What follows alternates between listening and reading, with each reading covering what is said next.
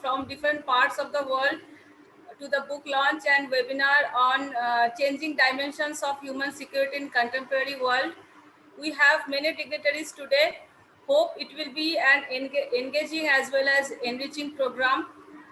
Without much delay, I want to introduce our distinguished moderator, Sean Abegas, who is founder and executive director of International Institute of Human Security, USA, and also collaborating with us, Interdisciplinary Institute of Human Security and Governance, Delhi, for this program. Over to you, Sean. Thank you, Dr. Nandini. Good afternoon, good morning, good evening, wherever you are. Welcome from around the world, distinguished guests and honorable scholars. I'm truly honored to have been asked to moderate today's session. Dr. Nandini has been an absolute pleasure to work with, and I enjoy learning about her distinguished passion for human security. So we have a very full program today, which is quite exciting. However, it does come with its limitations. So I will apologize in advance that our contributors today have the limited time that you do. The idea is that everyone honestly has a moment to share a few words to contribute to today's session. And we hope that this is really the start of a continuous discussion.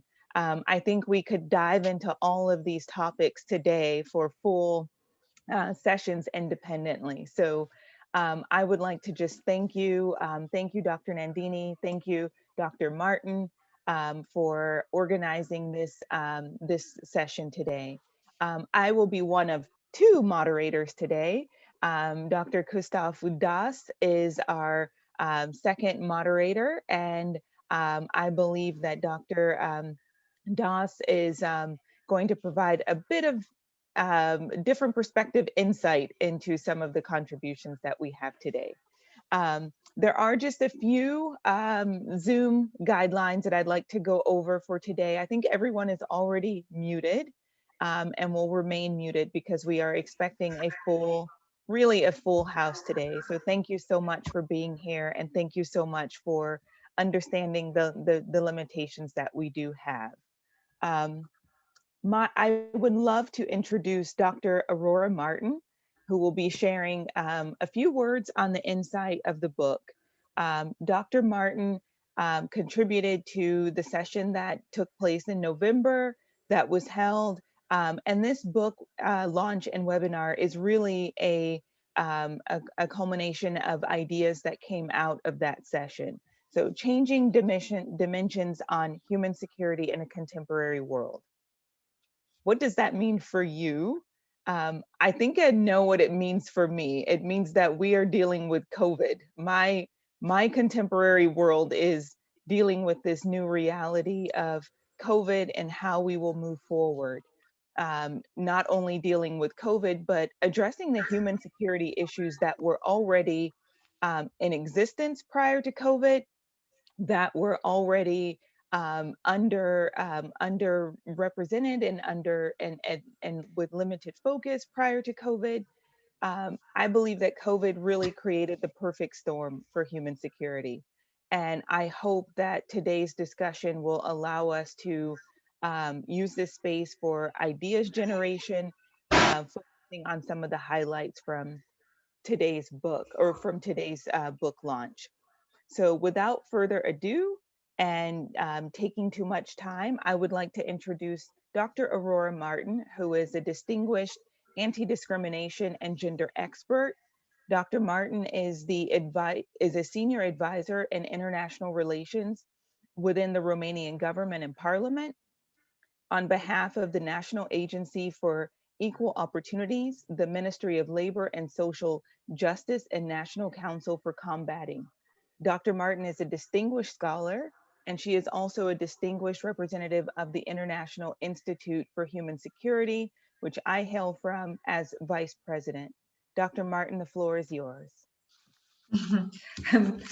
Hello, everybody. Thank you, Sean. Thank you, everybody, for being next to us in this important day for us, for everybody who contributed. Your question was, what does it mean for me changing dimensions of human security in contemporary world? Well, it means a lot of work. It means a lot of a collective work, an entire team, a global team for a global working, for approaching a global issue.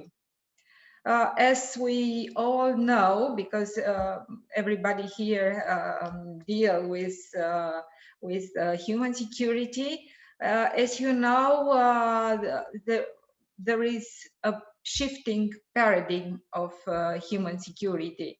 It's not first time in history when we deal with a shifting paradigm of human security. It was another shifting paradigm from state security to human security. When the concept of human security emerged in policy discussions in the 1990s, it was designed to address 7 themes: economic, food, health, environmental, personal, community, and political security. In the 1990s, the approach was criticized for broadening security threats beyond war, but now in 2020, we not only understood that all of them are directly related to the crisis now facing the world, but we've just learned that an epidemic which has killed millions around the world undermines our security and safety. The COVID-19 pandemic was not only a health crisis, but a human crisis, a human security crisis, depriving our freedom from fear, freedom from want, and freedom to live with dignity. The pandemic demands a human security approach of comprehensive across the board, human protection and empowerment.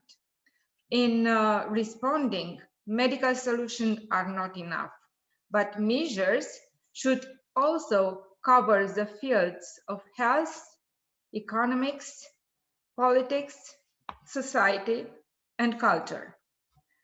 And the book, Changing Dimensions of Human Security in Contemporary World, tries to reimagining this changing dimension of human security in the pandemic situation.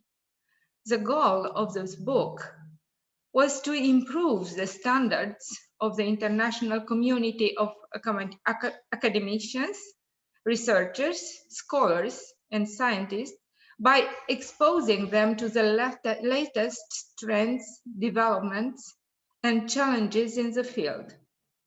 The book is an outcome of collective research work done by various researchers on the contemporary theory and praxis of human security and pandemic in contemporary world scenario. In 30 essays, authors collectively explored situation of human security, women in several domains, including international politics, law, economy, labor force, sustainable development, education. Actually, there are 5 big chapters, and the 5 chapters are focused on human security in the sphere of economy and labor force, gendered version of human security and sustainable development, human security in the sphere of international politics and law, and new threats on human security. I mean, recent trends. The book finishes with 3 epilogues, one elaborated by Professor Chris Roche, Human Security from Below in an Uncertain World, a second epilogue from Professor Anca, containing COVID, Time to Draw a Balance Sheet, and a third epilogue elaborated by Sean Abegas from the International Institute for Human Security from the United States. Well, I really hope that this collection of essays can become a benchmark of the future, as well as spur new research agendas and projects that will put the region into a much needed conversation on the recent trends on human security in contemporary world. The volume could be an essential reading for social scientists, bureaucrats, and non-governmental political activists interested in rights, in human rights and justice for women. It will also appeal to public policy analysts, to scholars who have yet not to adopt to the contribution to critical development studies in the analysis of different dimensions of human security. So this volume is not a complete work, it's just a starting point for new researchers. Thank you. A starting point indeed. With this serving as a starting point, I believe that today having scholars and researchers from around the world is crucial. When this project started, we had no idea what was on the horizon with the pandemic, right? Right. This started in November. Exactly. And little did we know what was around the corner beginning in January of 2021. And I feel like we're still coming around the corner in January 21, although, you know, some regions of the world are at different stages. It is a collective challenge for all of us. And I believe that we need the scholars and the researchers of today to really have these discussions, because this is what's going to change things on the ground and allow people to understand the impact in their own region and in terms that they are able to understand. The 5 chapters on the book, obviously, I believe everyone in this meeting today can come up with 1 or 2 examples of how that was directly impacted in their own respective region. And because we don't know what's on the horizon, we don't know which way that's going to go. So thank you, Dr. Martin, for your insight, and thank you for your contribution along with Dr. Nandini to this important book. Again, I just want to stress that I hope this is the beginning of a continued conversation and a continued collaboration with our experts who are here today. I would like to move on to our distinguished chief guest, if she is here. I hope that she is here. Is there any way, Aurora, to tell if she's here? If not, we can give her another minute, because we can move on to the next I next think we contributor. can move, because I don't see her, not yet. Okay, I didn't see her enter the room. Excuse okay. me? Yeah. Okay, no problem at all. We will. I see Mr. Constinel Anuta has been here. I see you in the corner there. Good afternoon, sir. Thank you so much for being with us. Mr. Constinel Anuta is part of the Romanian delegation and Romanian diplomat to NATO in Brussels. So this is a different perspective of the human security impact of not only the pandemic, but also the human security impact in our contemporary world. Mr. Anuta, the floor is yours. Would you please like to share a few remarks on your thoughts of the perspective of NATO and the changing dimension of human security that we're facing today?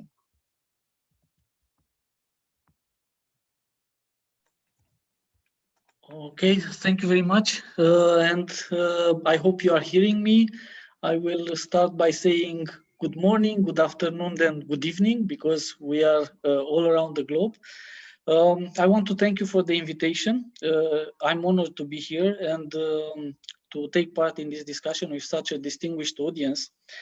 And first of all, I would like to congratulate Aurora and her worldwide friends, because I mean, I know it's a kind of a work of colleagues, but you have to be friends to put such an effort and to come up with such an interesting book. And I will mention a little bit later about why I think it's interesting. I know Aurora for a long time, and I know that human security is a very, very important topic for her. And she made tremendous efforts to nurture this concept to the extent possible. If you ask her, she can give you a lot of examples of projects where she worked in Romania or in other countries on issues which apparently are not connected to human security, such as modern slavery, but actually they are connected to human security.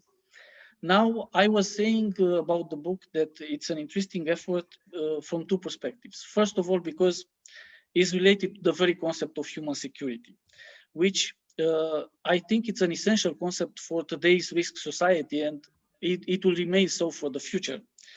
Moreover, I kept seeing throughout the abstracts the reference to human security from two perspectives, which are freedom from fear and freedom for want. Which this distinction is essential for seeing and analyzing the dynamics between security and development.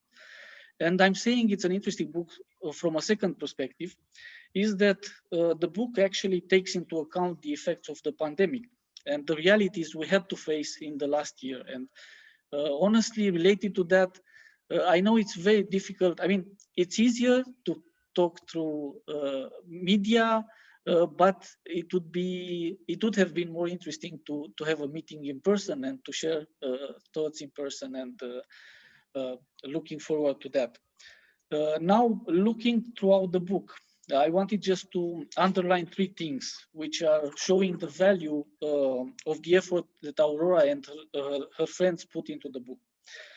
First of all, and it's actually connected to the things you are mentioning, Sean. How do we see the pandemic and human security from different parts of the world?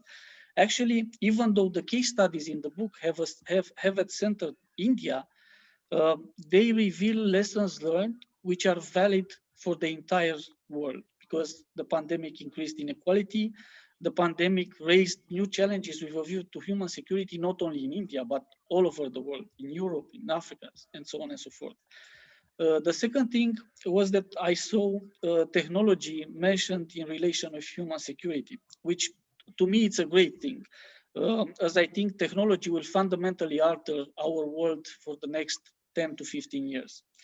For instance, effects of working from home during the pandemic, which are yet to be seen, even though now we are kind of grasping parts of those effects. The connection to electronic waste, for instance, we are using technology more, and we are generating another type of waste we have to take care, which is also a matter of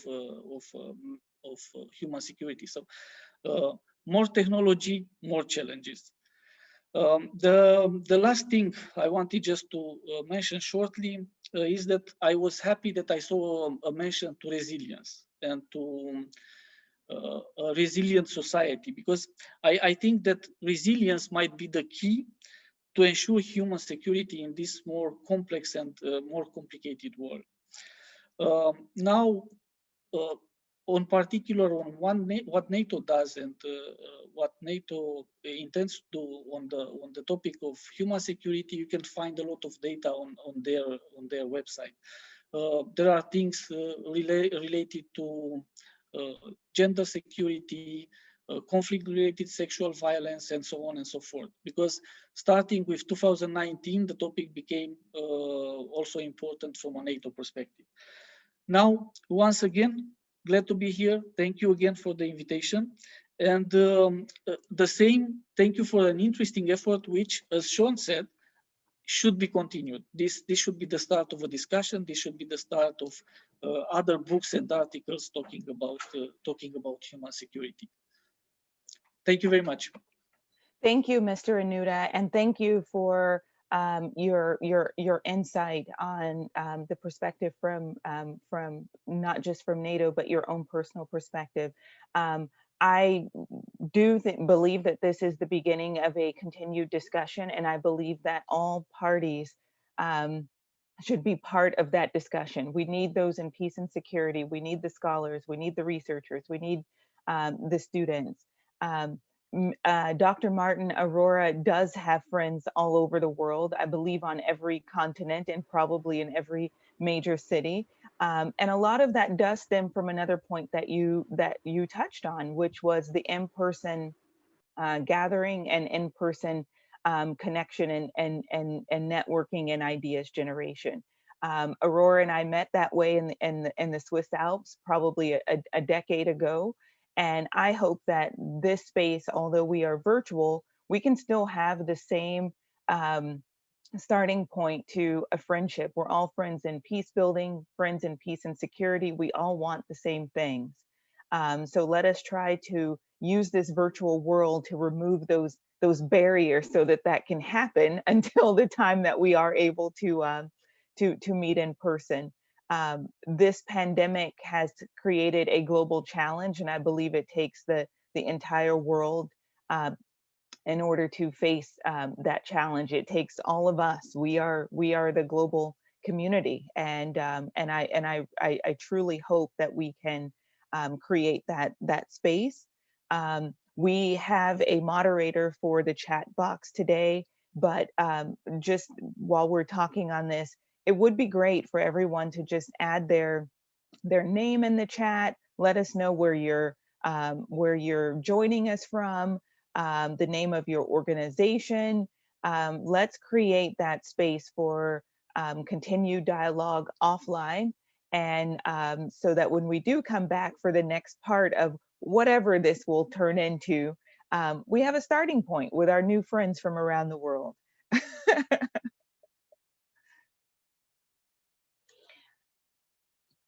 Our next guest of honor is Dr. Alam Salah, who I see there at the top of my screen.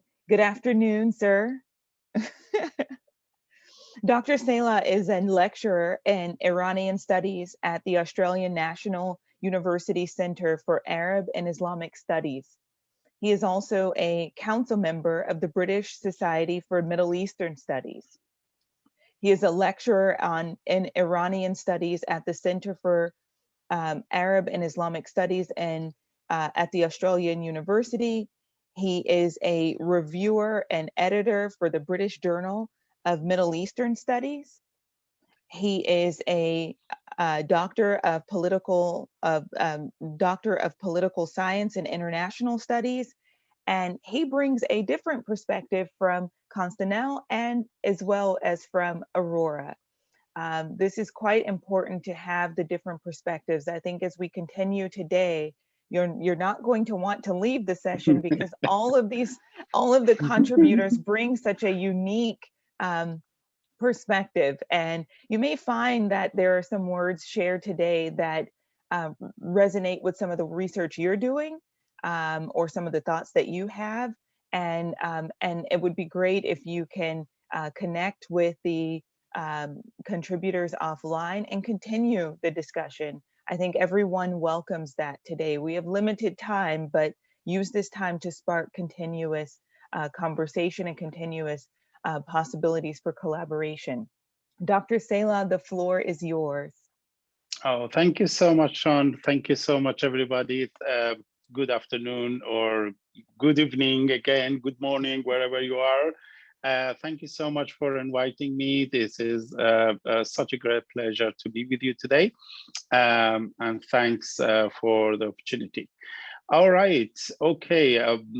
First of all, congratulations for the book, Professor Martin and her colleagues for such a great achievement. This is a very timely and topical book, which we know that we are witnessing, encountering these global challenge and the so-called Corona crisis, let's call it. It shows that security is deeply contested term, as Professor Martin has emphasized on in this book, and of course her co-authors. I also know Professor Martin for almost a decade, when we first met for an human security conference in Switzerland. And I'm really happy to see that she's really continuing her work quite hard and so effective with great impact until today. And I'm sure that we will see many more achievements to come in the future. The concept of security, it's contested. It's variable, it's changing, is not fixed, and it's disputed. So far and for so long, the concept of security has been focusing mainly on the state security, military security, or let's put it in this way, a realist approach in what security is perceived and what threats are perceived and what the safety and peace might be defined or redefined in the past few decades, at least since we have started the discipline of international relations, international politics, and so on in the early 20th century. But there were at least a few, let's call it 3 main paradigms that played an important role in evolving the concept of security. One was the key historical events, or the significant historical events that helped in shaping and reshaping our understanding of what security is or what security is not. For instance, the invention of a nuclear bomb, it's entirely changed our ultimate concept of security when it comes to international relations. Let's again, the end of the Cold War and the demise of the Soviet Union, it also played very important role in reshaping or redefining, revisiting our understanding of what security is or again is not. But what we know that there were many other, again, the 11th September, of course, also played very important role, and later on the so-called Arab Spring, and academics were struggling to understand or to define and redefine this concept based on these key historical events again. Therefore, the academic debates also played very important role. It was our job, I mean, the academics' job, the practitioners, the activists, the NGOs, the think tanks, to redefine again or revisit the concept of security based on the challenges that globally we as a human being were witnessing or facing. I mean, these jobs, this book that we see today is again another great attempt for re-emphasizing on the non-state, non-military aspect of security, for instance. So if human security is people-centered, if human security is deterritorialized, then we are in our global, in today's global kind of current challenges, we see that issues are moving beyond, again, a narrowly defined concept of security. Therefore, there were at least 2 big attempts in the 1980s and 1990s onward in redefining the concept of security. In 1980s, Copenhagen School of Security Studies attempted to widen the concept of security from state-centric into 5 different sectors: political security, economic security, military security, societal security, and environmental security. But that was not enough. Still, this approach was very state-centric. In 1990s, we see that the Welsh School of Security Studies, or Basistha School of Security Studies, moved beyond this state-centric approach again, although a better attempt, however, not enough to address the global challenges that we have witnessed. Therefore, moving beyond widening the concept of security, they have offered, and here I mean Basistha School of Security, offered deepening the concept of security when the referent object here, I mean anything that needs to be secured, is individual, is people, is the concept of emancipation, regardless of state's interest or military-centric against interest. So deepening concept of security, it was something that has been offered. And what we see again in this book is a great attempt to emphasize on this people-centric approach in understanding the security. This is particularly important since the end of the so-called Cold War in 1990s onwards. Most of the conflicts, most of the security challenges that we, the citizens of this world, have encountered were intra-state conflicts. So there were identity-based conflict, the conflict between identities and ideational kind of conflict. So if prior to 1990, we often seen intrastate conflict, in the post-1990 kind of Cold War, we see that intrastate conflicts when in Africa, in Southeast Asia, in Middle East, we see often the war is within the state and not between the states. So that necessitates, again, a new approach in understanding the concept of security. This is particularly important since we have also encountered extraterritorial challenges such as the food security, the health security, the societal security, identity-based securities, and of course the desertification, environmental security, those type of securities that do not recognize borders and are global, and we are all in the same boat. And we really we cannot address these security challenges unless we have a comprehensive approach, a collective approach in dealing with these issues. But here we had also, again, the last problem, and I'll finish, still promise, is that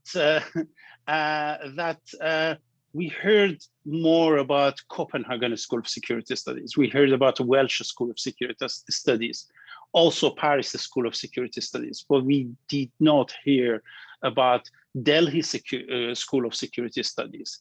How about, I don't know, Kuala Lumpur School of Security Studies? All these terms and concepts were developed and evolved in the West and are deeply Western centric. And therefore, the different part of the world with different particularities also necessitate a different approach and different prescriptions for their own security challenges. So therefore, these particularities based on this post-colonial approach also requires a new definition or a new approach in understanding what security is and what security is not. All right, thank you so much for the opportunity again, and again, congratulations to the Professor Martin and co-authors for the book. Thank you, Professor, for your insight and for your words. And I could not agree more with the points that you made. I do believe that having concepts that come out of the Copenhagen School of Peace and Security and not the Delhi School of Peace and Security or the Abuja School of Peace and Security. Yeah. These perspectives, they do not consider the perspective of those that they impact the way that they should. And I think that it's conversations like this, it's books like this, it's this environment that we're creating here online that helps to contribute to that. It represents those that that are up front and center with a different perspective, which is why it is important. I'm now saying for the fourth time that we continue these discussions. When things are better, obviously we'd love to have something in person. It's deeply moving when we can have a global discussion, not just online but in person. So I really hope that the Interdisciplinary Institute for Human Security, as well as Dr. Nandini, all of the contributors, bring your thoughts, send your thoughts to the editors of this book and ideas of how this conversation can continue. So thank you so much. I believe that we do not have our chief guest, the president of the Romanian Senate. She is in 1 minute. She is here. Okay, so great. We can wait for her for 1 minute. Just call the secretary. Just call. Okay. No, that is just great. So what we no worries at all. So what we will do in the meantime is I'd like to challenge everyone. Everyone has their chat open. So we're waiting for 1 minute. This is a 1 minute exercise. And I would like to ask you if you contributed to the book and read all of the different chapters of the book, what would you say is the area that was missing that you'd like to see in a continued discussion? Or is there an area that you felt was missing that you would like to see in a continued discussion? Let's use this time to engage in what that springboard to the next event and the next contributing product will look like. So I'd like to invite everyone to contribute there. Maybe we should remind the topics. Sure, I can do that. Okay. I will just read through the topics here, and that will probably take the 1 minute. But as I'm speaking, please feel free to contribute in the chat. We will use this. I know Dr. Nandini will use this. Aurora will use this. The other contributors, everyone on here. This is an equal playing field, and everyone has the same equal contribution. Containing COVID, time to draw a balance sheet. The question of human security amidst the panic, the case of tea garden laborers in India, the impact of migrant labor in India, refashion the fashion, the impact of the pandemic on the consumer buying behavior in India, not just in India, but around the world. How has your perspective changed, or did you feel that there was something missing there? The impact of the COVID-19 and the work-life balance for employees in your area. Security threats for laborers. The third gender emotional security balance. The increase in insecurities among rural women. Mental, physical, physiological, or psychological impact of COVID-19 on women, gender and poverty, the role of education, e-waste, urban green and open spaces, were they neglected? Do we believe that there should be a continued conversation on that? What happened to our green areas when they weren't touched for a year in some spaces? The entrepreneurial spirit and orientation, human security and terrorism. Oh, I just see here on the waiting room that our chief guest has arrived. Please continue to use the chat.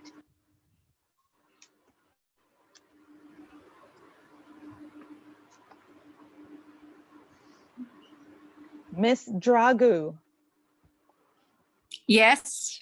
Hello, I can hear you. Hello, good afternoon. Thank you so much for being with us today. We are truly honored to have the first female president of the Romanian Senate with us today. Thank you so much for the invitation and also for the patience that so I'm in a official visit across Romania. So I was in a press conference when you started the discussion. So I missed the beginning, but okay, I'll catch up with you. Thank you so much for being here today. We are excited to host this book launch and webinar on the changing dimensions of human security in our contemporary world. We all know that the approach of human security, I believe, is viewed differently as a result of the pandemic. What does it mean to live with freedom from fear, freedom from want? What does dignity look like? All of those things have a different perspective. We're looking at them through a different lens as a result of the pandemic. And this is what I believe is the perfect storm, because we still have the challenges, the pre-COVID challenges to human security that still exist. So we have been hearing from scholars and academic researchers around the world. We have contributors to all of the chapters of the book today here with us, and we've heard some insight from Dr. Martin and Dr. Nandini on where this idea for the book came from, which was the result of a conference in November on human security in the pandemic.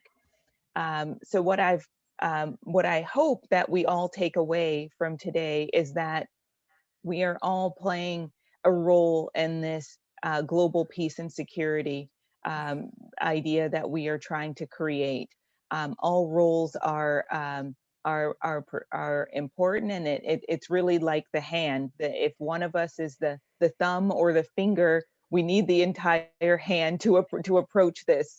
So I hope the idea that the takeaway is that human security is a challenge for all of us. So Ms. Dragu, thank you so much for your time, and I would love to give you the floor to share a few words of inspiration with us and a few thoughts that you have on this approach. Thank you so much, and it's an honor for me to be with you and close to a research community. And I dream of getting back to research one day, because I'm an economist and macroeconomist, and I would very much like to get closer to the academia and the research community as often as possible. Academic research and debates must be always present at any level, in any field of activity.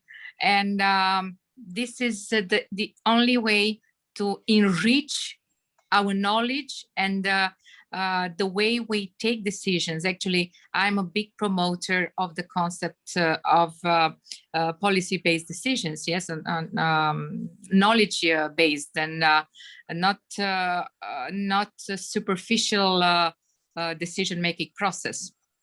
But to discuss a little bit about human security, which is a relatively new concept, yes, since 1990s, and already a concept challenged and changed significantly because of the fast move of the society in general, yes, and also, as you mentioned, the pandemic raised different questions and the new angles where we look at when we're talking about this topic, this individual security. So the concept appeared in 1990s in security debates, specifically in the United Nations development programs of 1994, a very successful and revolutionary, actually, document, shifting the focus to individual from previous approaches at the level of communities or states. And this is the moment when we put the individual in the center of the story. And so according,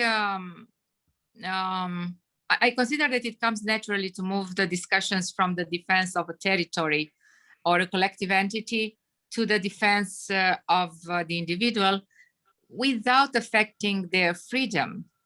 In fact, we have the Article 3 of the Universal Declaration of Human Rights that specifies that security of a person is a fundamental right. So according to the report I mentioned before, human security takes several forms: economic, food, health, environmental, personal, community, and political security. Out of all this, I'd like to mention in the current context, health security affected by the pandemic. And the collective effort at global level, also at the level of the European Union, to ensure the individual security during the pandemic period of time.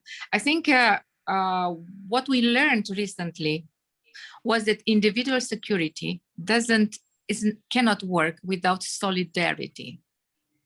And this was the main lesson that we learned out of the pandemic, which is not over. And by the way, just to say in the parentheses that we should to keep up with the efforts to continue the vaccination process, as this is really the only and secure way to go back to our lives, the lives we had known before the pandemic. So as a consequence of the health crisis, we can expect an economic crisis and vulnerabilities. And we also saw some economic implications. Fortunately, economic programs have been developed in most countries, and the international institutions supported the economic recovery of the economies so that the economic security of people is restored.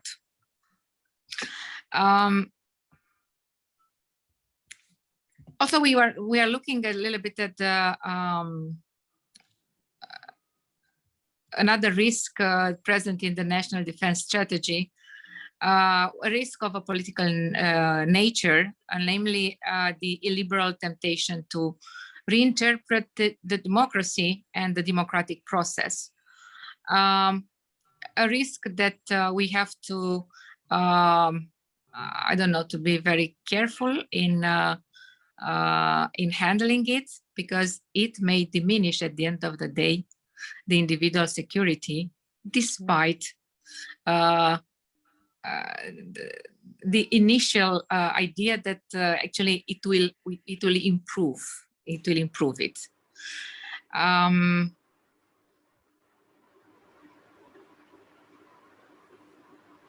What we learned over the last 1.5 years is that the individual security, it depends a lot on the life conditions, on and the fears that were developed overnight in March 2020.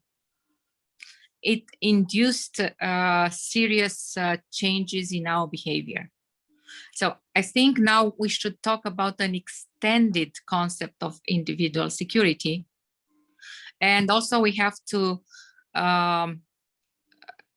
look at the ways of coming back to feelings and the sense of security that we had before the pandemic. Yeah, because now, I mean, everybody got through a very an emotional distress, which affected our personal security. So I'll stop here, and I'll get into the listening mood of your very interesting debates. Thank you so much. Thank you so much for your words. You touched on many points that I think the rest of our audience and other contributors are all feeling. this idea that the global crisis brought a threat around the world with the same urgency. We were facing these human security challenges before, but depending on where you were in the world, the different dimensions may have been more of a priority. But in March 2020, we were all facing the exact same crisis with the exact same magnitude. And I think that the approach to human security, having the different perspectives that it had prior to 2020, may have in some way alleviated a little bit of the stress that was added on if we had looked at these other areas of human security around the world and put a focus on those areas, the areas of economic impact and food security, the environment, all of those things.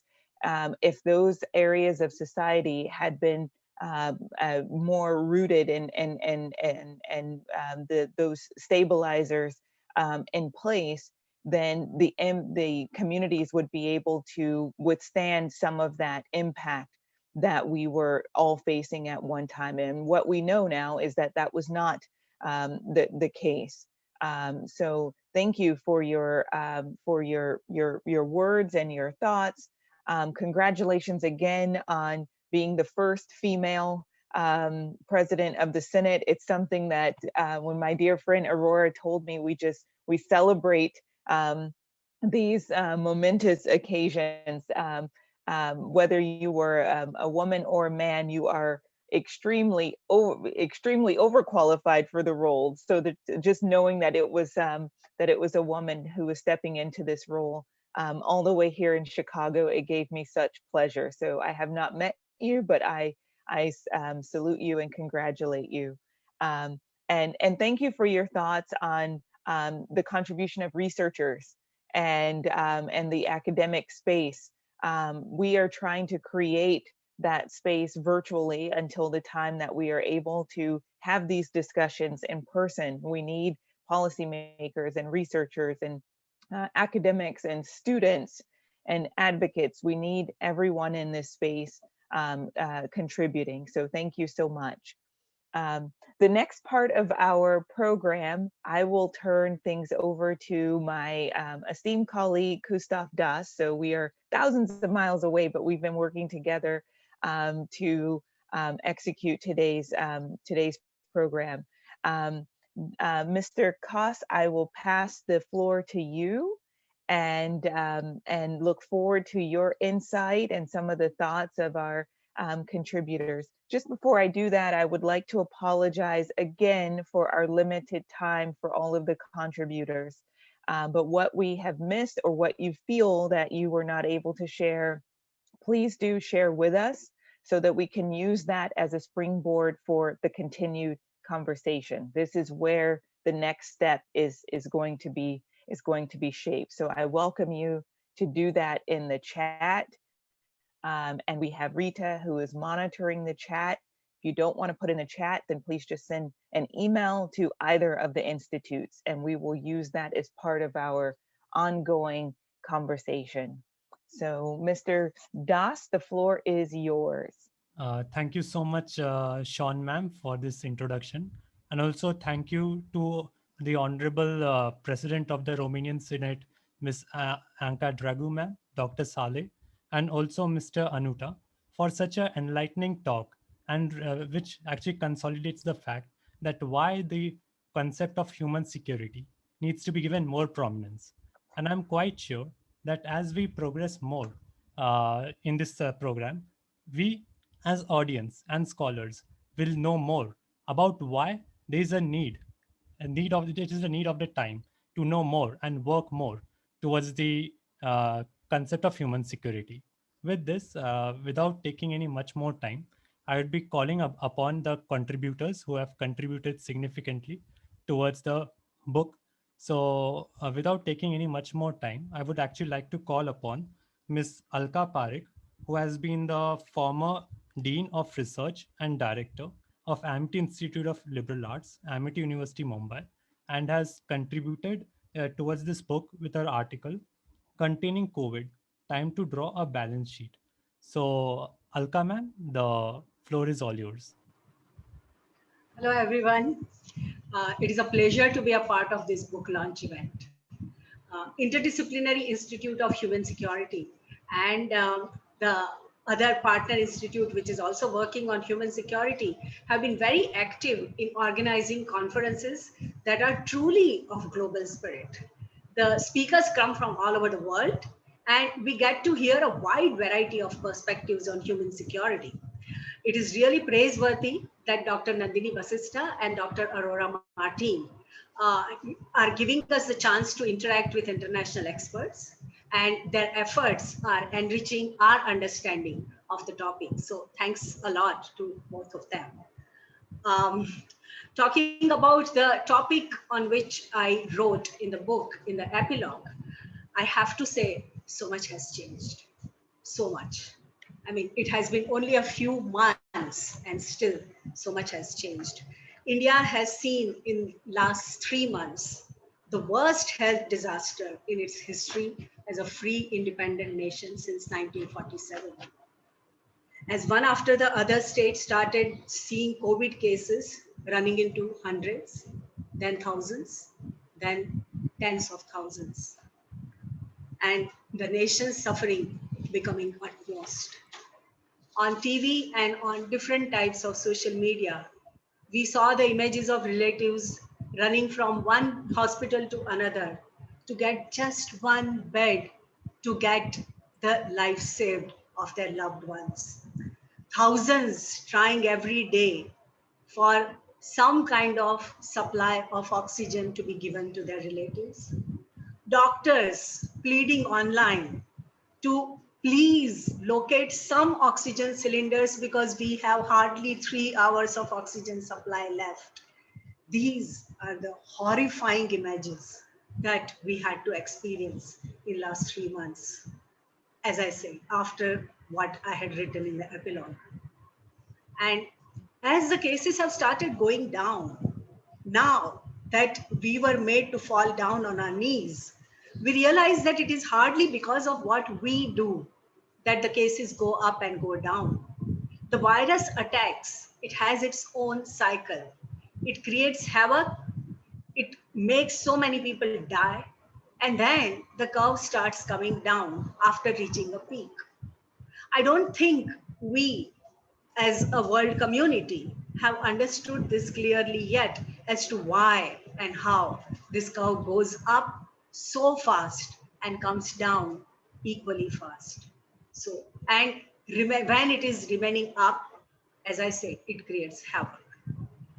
Although vaccine is supposed to be a solution, many people with the first dose taken did come down with very severe COVID in the second round of disease that India experienced. In fact, I personally know of people who had finished both the doses of the vaccine and still died of the disease. And this has happened because it is not just the virus. The entire thing has so many aspects, so many complicating factors. So it is not just the way the virus behaves, but it is also the treatment that can cause a lot of problems. And India has been experimenting with it, but not always successful.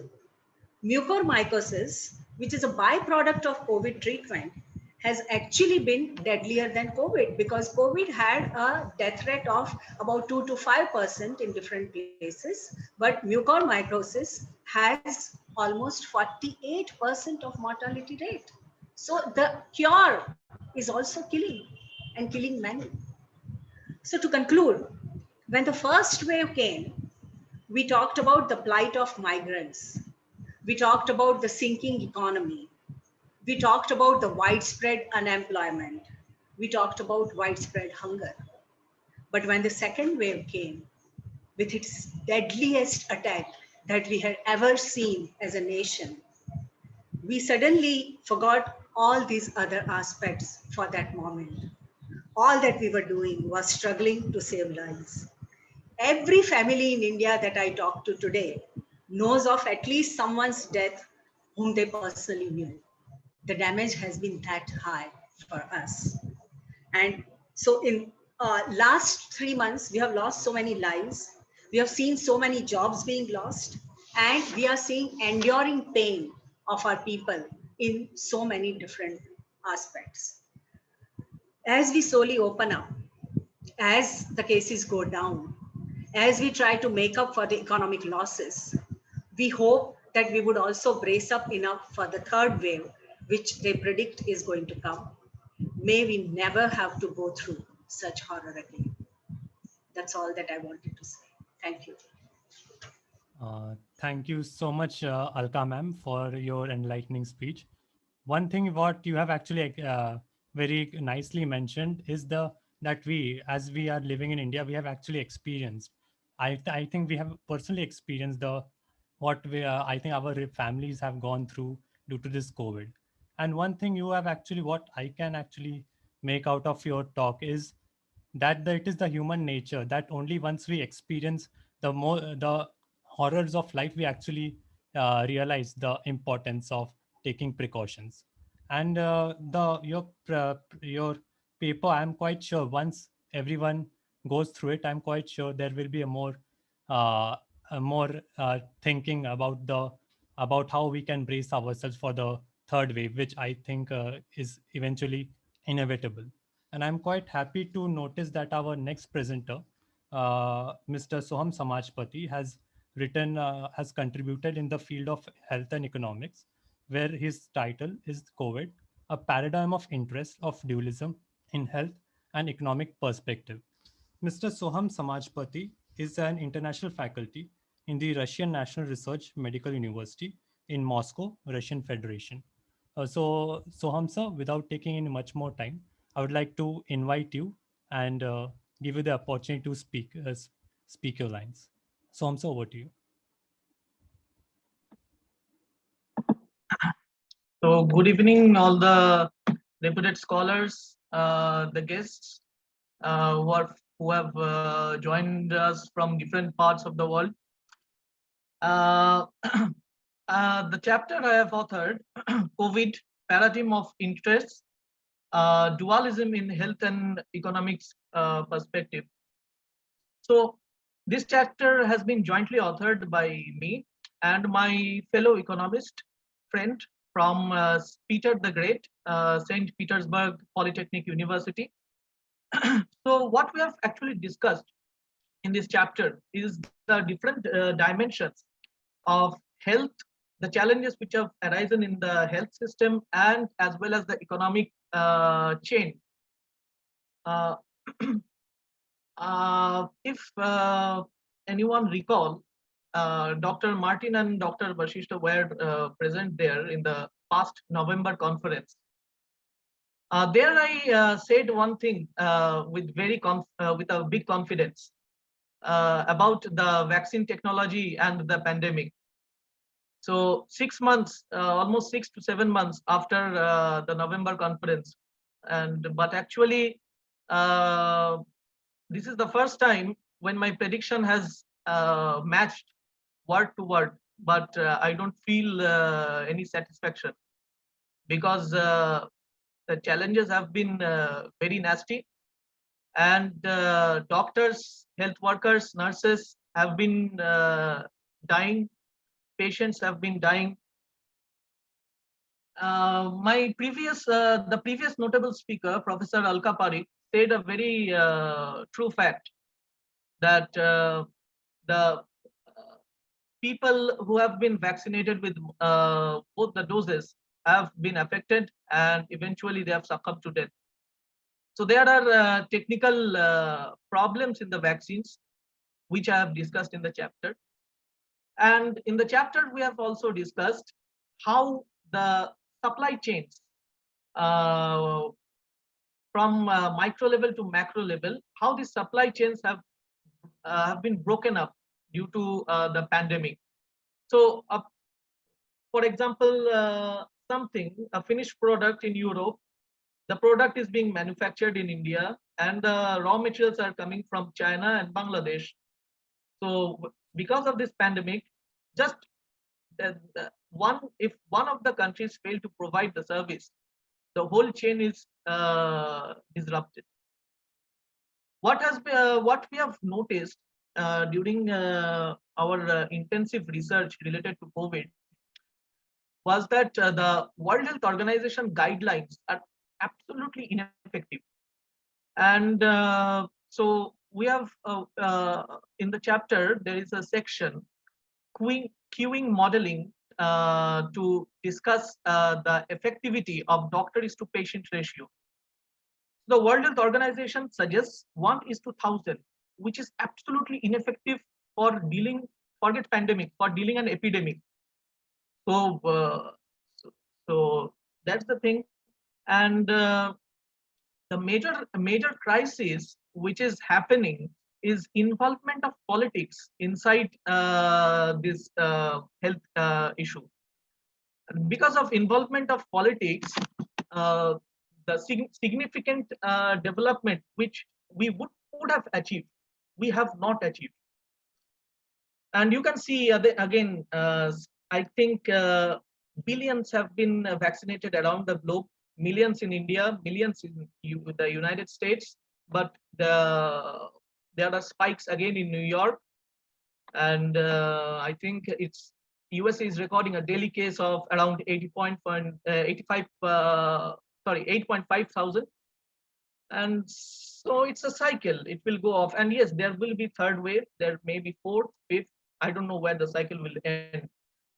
Just to hope that this COVID virus doesn't become like HIV, which that will be a massive disaster, because a HIV person on medication can sustain, can survive. But if it is COVID, there is no guarantee. And COVID virus is not single virus. There are above 7,000 mutations in the COVID virus. And it is not just the lungs which are affected. It affects the gastrointestinal system. I have a close associate of mine who was infected by COVID. And when he recovered, he had mild grade amnesia. That is, he forgot incidences. So naturally, it is also affecting the CNS. And very important thing, which everyone is neglecting, no one is discussing, is there are variants of COVID-19 viruses which are degenerating structure of male spermatids. And if it degenerates structure of male spermatids, we are moving towards a natural disaster. So with the hope that our research reaches the policymakers around the globe and decisions with consensus is made. Or I just hope that the World Health Organization, and other UN bodies doesn't become like the League of Nations. If they become like the League of Nations, I don't need to say what happened when League of Nations failed. So that will be all from me. Thank you. Thank you so much, Soham sir, and thank you also for actually bringing up many critical points that were actually required to actually fill in the drawbacks that were put in place, due to which we are experiencing the level of pandemic that we are experiencing today. And these points are actually really important, because I hope that over a period of time they need to be put into focus, so that in the future we do not actually experience the same kind of calamity, or the same kind of economic collapse, or the healthcare collapse that we have in many of our countries have actually experienced. So with this, thank you so much, Soham sir, again for your contribution. And now I would actually like to invite Dr. Nandini Basistha ma'am, and take her opinions about all the speeches she has heard. Nandini ma'am, over to you. Thank you, Kaustav. Really, like when we organized the first conference in November, people were presenting paper on post-COVID scenario, and in June we can see like we are now expecting third wave in India. So I think this pandemic really made people aware or importance about the human security perspective, and we can see change how it is changing. Professor Alka Parikh wonderfully explained the changing uh, dimensions of pandemic situation as well as human security.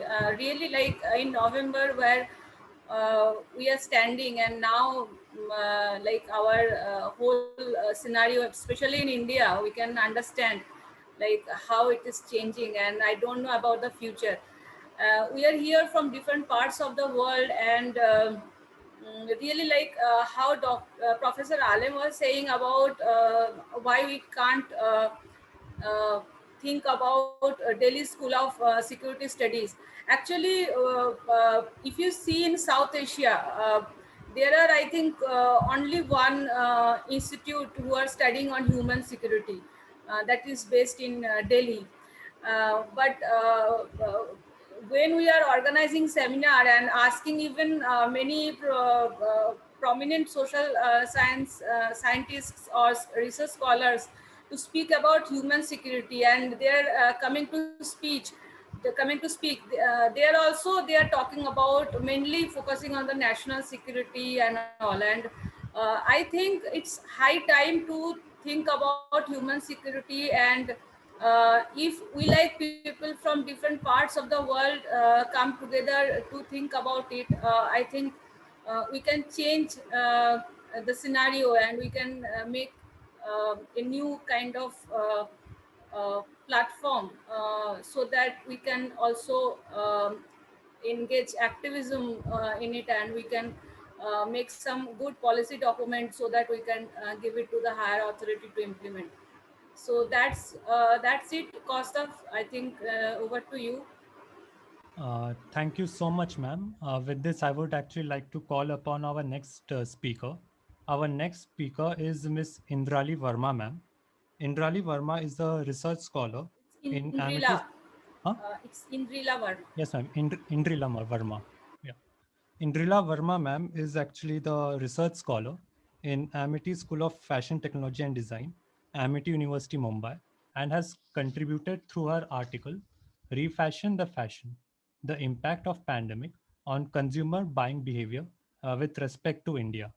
So I would like to call upon Indrila ma'am to spread a more light on this topic. Indrila ma'am, over to you.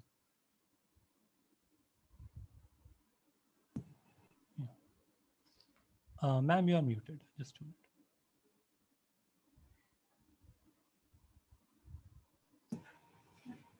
Good evening, everyone. Good evening, ma'am. Good evening, all the scholars and eminent guests here. I feel truly honored and privileged to be here and speak on my paper, which I had contributed for this book. While my paper does not directly talk about the effects of the pandemic, it talks about the effect of the pandemic on the consumer buying behavior of fashion. So let me give you a little background that fashion, I'm sure many of you would be knowing, is the second largest contributor to the environmental pollution after the oil industry. So keeping that perspective in mind, I would just like to read to you my abstract, which I have made for this paper. Mine is a research paper. So refashion the fashion, the impact of pandemic on consumer buying behavior with respect to India. I have limited my research to India. It can, the limitation, the future scope is to expand it to other countries also. Never in the world's history has any crisis have had such magnitude and impact globally as the COVID-19 pandemic. The world is currently facing something called the sustainable fashion paradox. One needs to reflect on the fact that there can be no sustainable consumption in a consumer society. So consumerism and sustainability are kind of paradox. Therefore, design for sustainability is design against consumerism and requires us to become active citizens rather than passive consumers. The current economic system also seems to have failed in a big way. Designers and manufacturers can no longer satisfy themselves by merely giving people what they want. Consumer-driven design is implicated in the crisis of unsustainability that we now face. The fashion industry as a whole needs to recalibrate its entire work in the long term and take corrective action in the short term. The transition to more sustainable production and consumption patterns and levels requires changes in mainstream business models based on linear production process and the throwaway mentality. Sustainability and circularity of fashion seems to gain greater importance in these situations, and ecosystems around these need to be built to secure this industry's future. Cradle to cradle design models offers promising route to a more sustainable materials economy. Alternative modes of consumption includes model for extending the lives of products, that is through reselling of second-hand goods, access-based consumption, examples renting and leasing, and collaborative consumption, that is sharing platforms. Consumers are crucial in the success of these models. However, knowledge about consumer attitude towards alternative consumption model is scarce, particularly for fashion products. Therefore, this study is aimed to examine the consumer's attitude, motivations, and barriers to sustainable and circular models. The methodology which was applied was literature review, second and analysis of secondary resources, and a survey through the questionnaires. The important findings which I came across and the implication to marketeers are that the alternative consumption concept is still very nascent in India, and Indians seem to have a particular cultural and social stigma attached to second-hand and used clothing.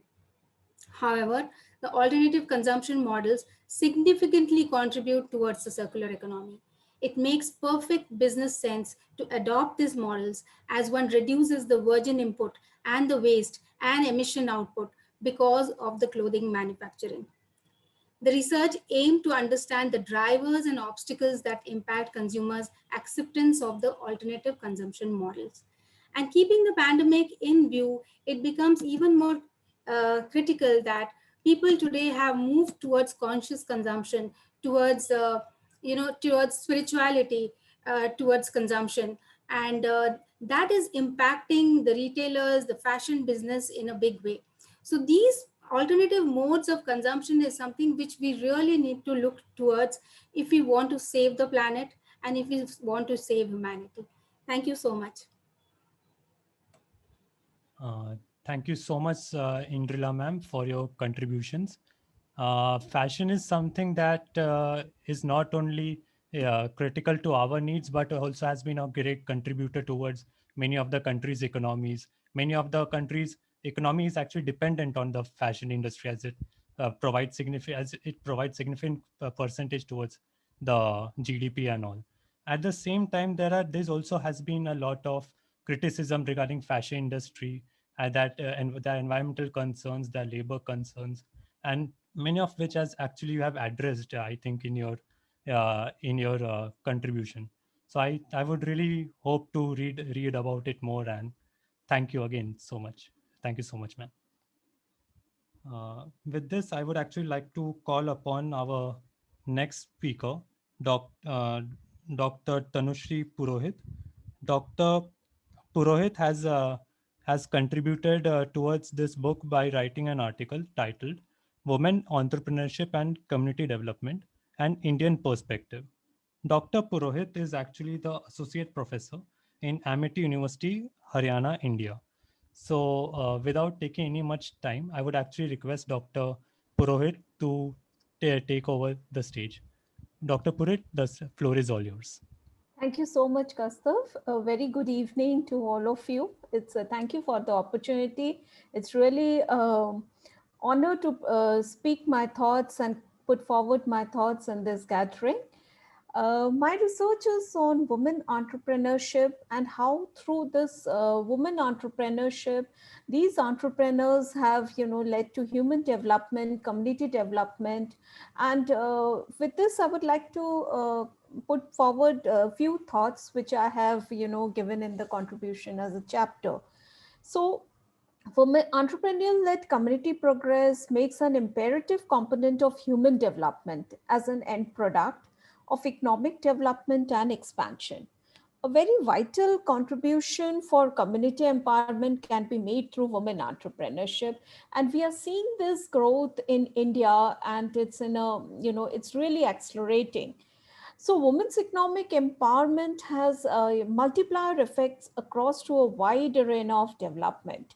So women entrepreneurs have been accepted as the contemporary foundations for growth and development in developing countries to bring community prosperity and well-being. So they just not focus on the profit motive. They look around the community, the people they are working with, development of those communities. So diverse psychological and sociological factors relate women entrepreneurship to various socio-economically productive effects, like beyond that goes beyond financial quantifiable ones. Globally, women identify success in more broader and diverse terms than men. So, and giving back to the community and well-being of their families is, one of the prime, thoughts they put forward, and rather than making profits. So also women entrepreneurship assists in poverty alleviation in direct ways. When women are economically mobilized through ownership of an independent business, they tend to build transformative relationship with community partners. They give more jobs to the people around them. They look at their welfare also. So women-focused strategies have had transformative impacts on women's life in developing women's business, practical skills, providing them with mentoring and market development. The entrepreneurial potential of women has been accelerating with growing dynamism to the role and economic consequence in the society. Skills, knowledge, and adaptability in business are the prominent driving force for women to initiate their entrepreneurial ventures. A strong desire to do something positive in an inbuilt quality of entrepreneurial woman who is capable of, giving back both to the society, the family, to the economy of the country. So women-owned enterprises are significantly growing if we look at India. So with an estimated of 13.5 million to 15.5 million MSMEs and agribusiness. In past few years, women-owned enterprises have increased from 14 to 20% in India as per governmental sources. And entrepreneurship venture by women accelerates income generation, employment opportunities, leading to profitable models. On the social front, women entrepreneurs also uplift communities around them. Figure shows that there are estimated around 13.5 million to 15.7 million women-owned controlled enterprises and are providing employment opportunities for 22 million to 27 million people in India. So in contemporary times, there have been apparent acknowledgement of women-led projects on the national economic agenda also, including efforts to promote entrepreneurship. So institutional entities, both private and public, have started initiatives to provide more and more opportunities to these startups.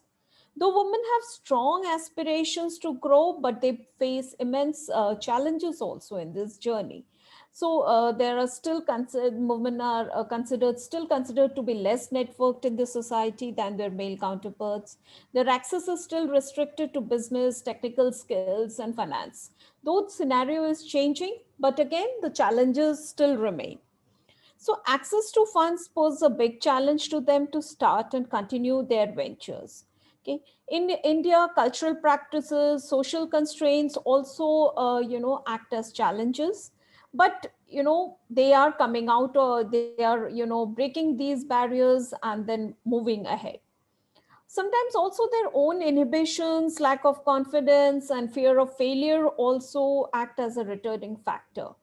So these challenges can easily be overcome by a robust social and community support system, accompanied by professional training and education with strong government and institutional backing for women entrepreneurial projects. At the end, I would like to conclude that, you know, if all the pillars of the society join hands to expand the channels to get more and more women initiate their ventures, the call of the hour is to take successful steps to fabricate, reinforce, and amplify the dynamic scale through all encompassing and harmonized endeavor. Thank you so much.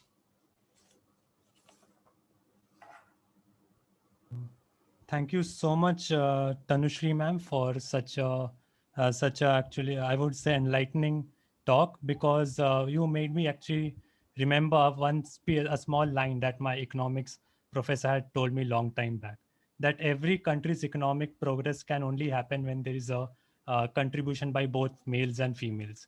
And Right. one of the reasons that why India has not been able to cope up with the Chinese economic performance is because in China, the females have contributed more significantly than India. And in India, where we have females with talents, where they want to do it, but there are many constraints they have to fulfill. But but with your speech and some of the programs which I have actually had the opportunity to witness, I'm quite sure that whenever we say that India will be a superpower, it will only happen when there is an equal contribution towards our GDP by both the males and females without any restraints. So Yes. again, thank you so much, Tanushri. Thank you so much. Thank you. So moving ahead with today's session, our next speaker is Mr. Mohammad Mahfuzur Rahman Khan. Mr. Khan has actually Mr. Khan, yeah. Mr. Khan has actually contributed by his chapter Gender Impact of COVID-19 Pandemic and Increase in Insecurities Among Rural Women of Bangladesh. So Mr. Khan is actually a MPhil student from the Institute of Social Welfare and Research, University of Dhaka. So I would like to request Mr. Khan to please take on the floor. Mr. Khan, the floor is all yours. Thank you. Thank you, Goshabdas sir, for giving me the opportunity. I'm as the sir already said. I'm MD Mahfuzur Rahman Khan from Institute of Social Welfare and Research. I would like to thank Dr. Nandini ma'am, Dr. Aurora Martin ma'am, Goshabdas sir, and Sean Abigas ma'am for giving me this wonderful opportunity to present here. So moving forward, I would like to say that the year 2020 and 2021 is supposed to be a year for global gender equality, place of peace and security. But because of the pandemic, which is not just a health crisis, but also we can say there's social crisis and economic crisis, and women and men are impacted in a very different way. The COVID-19 pandemic has threatened many rural women and girls' health risks who are also survivors of violence. Women have faced risks about the spread of transmission of coronavirus, who particularly live in the city and suburbs. But in rural areas, women are facing various issues like social, political, economic insecurities, as well as getting neglect or unrespectable behavior from the family members and intimate partner. The biggest threat to rural women and girls is not only the coronavirus, but the shutdown of routine health services. It has been accounted for by numerous sources that women and young girls face an expanding pattern of aggressive behavior at home in the COVID-19 emergency. To focus, so my paper objective is to focus on the impact of COVID-19, which increased the insecurities among women of the rural area of Bangladesh, and sums up how the COVID-19 pandemic can influence the security of rural women and rural girls excessively. So moving forward, since the lockdown, women have received more compliance from their several relatives and in-laws, family members to their husband. After lockdown, due to the absence of daily wage-based support, workers have been suffered from food, nutrition, insecurity, mental health, and partner violence. There has to increase the chances of mental violence as well as physical violence. And women has faced so many challenges. Those are compounded by COVID-19. So losing their job, who have had come to city for earning purpose, and maximum garments are laying off low-skilled workers who are mostly women. So they have not been able to access necessities such as food, rent money, or medical expenses. So undoubtedly, they return to their town with intending to turn into the business visionary like agricultural cultivation, craft, or work by sewing machine. These expectations does not execute in light of many numerous political and social and affordable snacks. In Bangladesh, many teenage girls are dropping from their study due to the financial instability, and the girls are getting early marriage.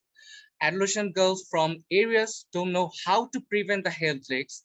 Still, they have lacked clear health, sufficient information and guidance or quality services to prevent the early pregnancies. Rural women are facing many challenges to run their families due to their income sources are closed up in this pandemic situation, and across the world, women are fighting with increased domestic violence, unpaid care duties, unemployment, and poverty. Now they are reaching the front borderline of insecurity as a result of so many socio-economic issues being created. Due to the COVID-19 pandemic, many rural women lost their jobs, maximum those who employed as a frontline worker in the garment industry. The industries are laying off low-skilled and frontline women workers to avoid unnecessary payment, unpaid furloughs, and revenue losses. So rural women are suffering from economic insecurities, such as well as domestic violence from the family member and the society. So they cannot even go out to try out living due to the fear of falling victim of social stigma and bullying. So therefore, women are confined their home and may be unable to escape their abuses. So as a result, they may be giving up their life. So COVID-19 has created a lot of difficulties for women, such like rural women and girls, and they increase the risk of gender-based violence, particularly for women.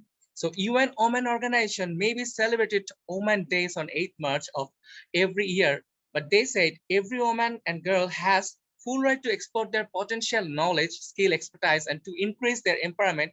And they already have effective participation and decision making in public life. But in Bangladesh, in the rural area, what we see that they didn't have enough opportunity to coming out from these furloughs. So that's all about me.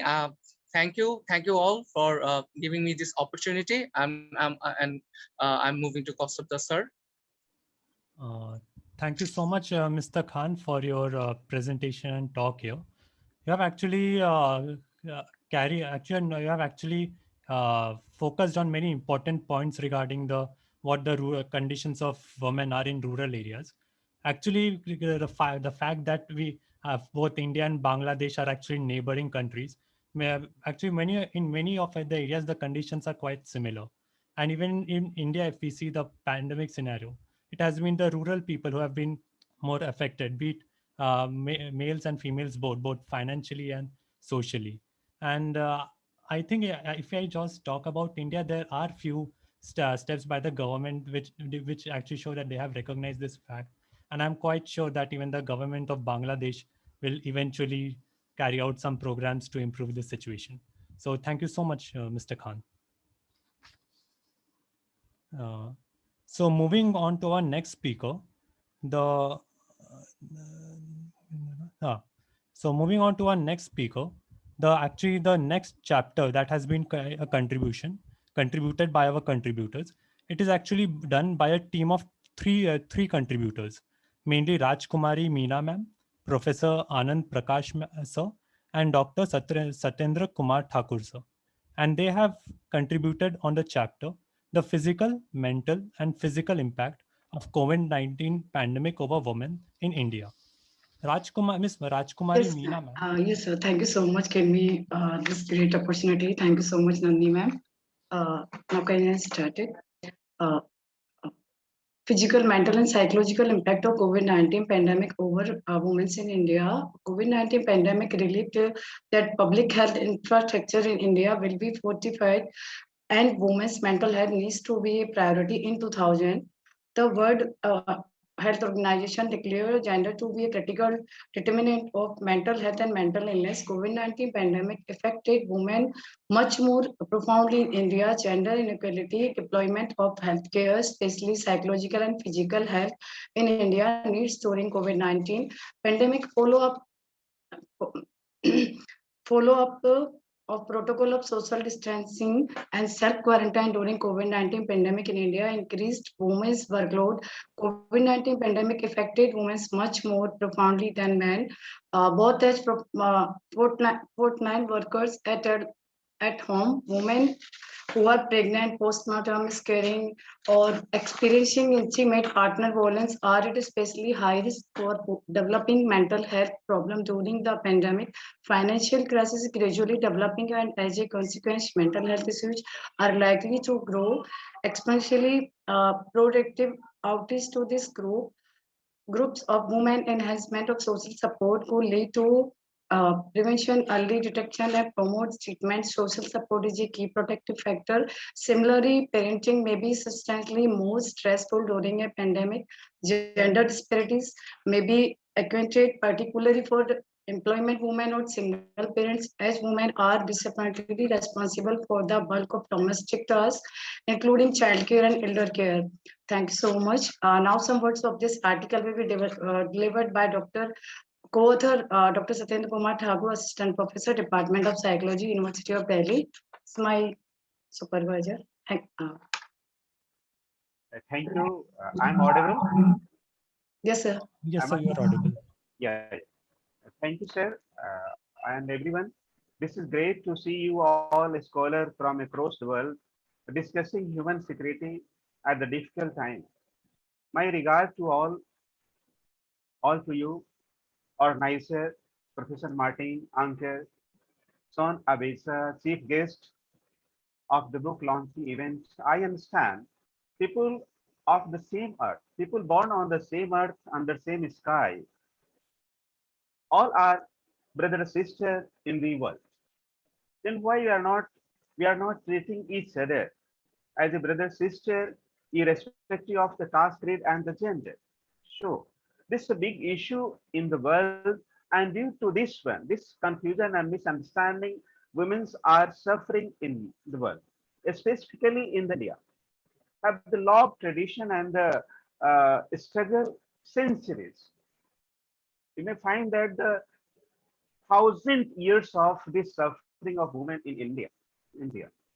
And as you are discussing here, and the many good things are coming, and Dr. Shom Aveda has also requested that some new area may be added to the human security.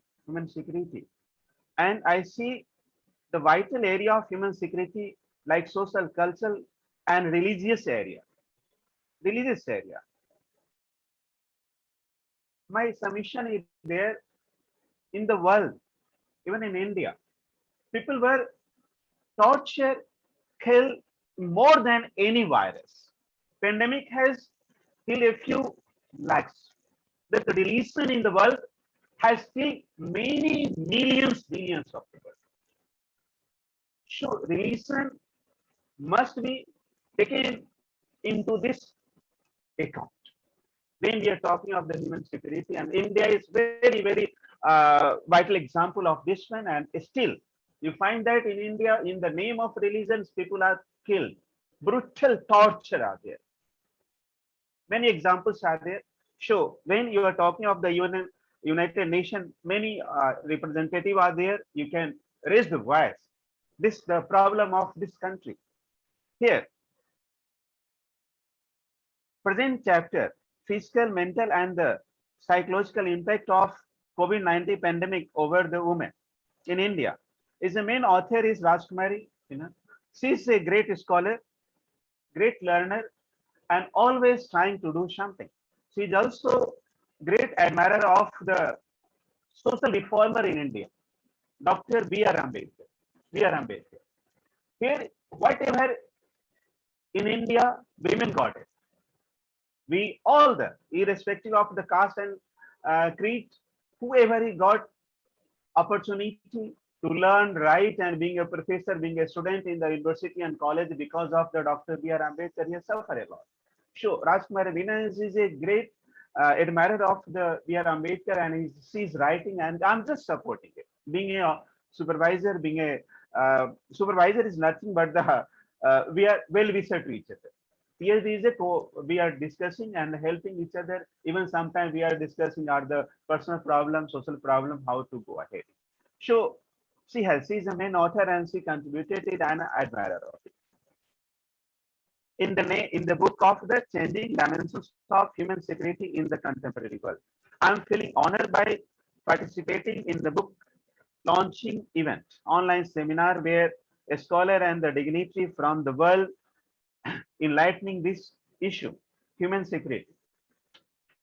Coming to this chapter, COVID-19 pandemic.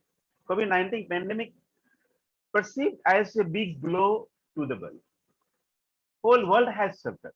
Whole world has suffered. But in the few months, you see few months in India, India has seen helplessness all over in all the aspects. Government was not in position to understand what to do. Individuals not understand what to do. Even they, some of, as some said it, have taken second dose also. But again, they have suffered and they have died. Current example was Dr. K.K. Agarwal. Very sensitive person was there. And doing lot of things to enlightening the people how to protect themselves from the COVID-19 and taking doses, and she has suffered and ultimately has died. No one was there to understand what to do. Oxygen lacking, helping hand, and some people were very, very helpless. One classical example I must say share with you. There is a woman in the south, old age women. Due to this pandemic and she was suffering, diagnosed as a positive COVID-19 positive, she was put in the lonely room, ignorant, unwanted, alienated completely. Because of their psychological problem, they feel down and full of stress. When she got opportunity, she hugged her sister-in-law just to show the anger and aggression that why she has. So this pandemic situation has killed the relation and humanity in the India. So in India, especially, this pandemic situation has impacted, affected lot poor person, poor family, below poverty line family, and the lower middle class family. Those who are depending on job. Suddenly, job was lost. India has a different thing. For the sake of saying this, the democratic country, but gradually it has moved to the capitalist country. And poor people were in job, they have thrown out. No care of it. And due to this one, people have suffered a lot.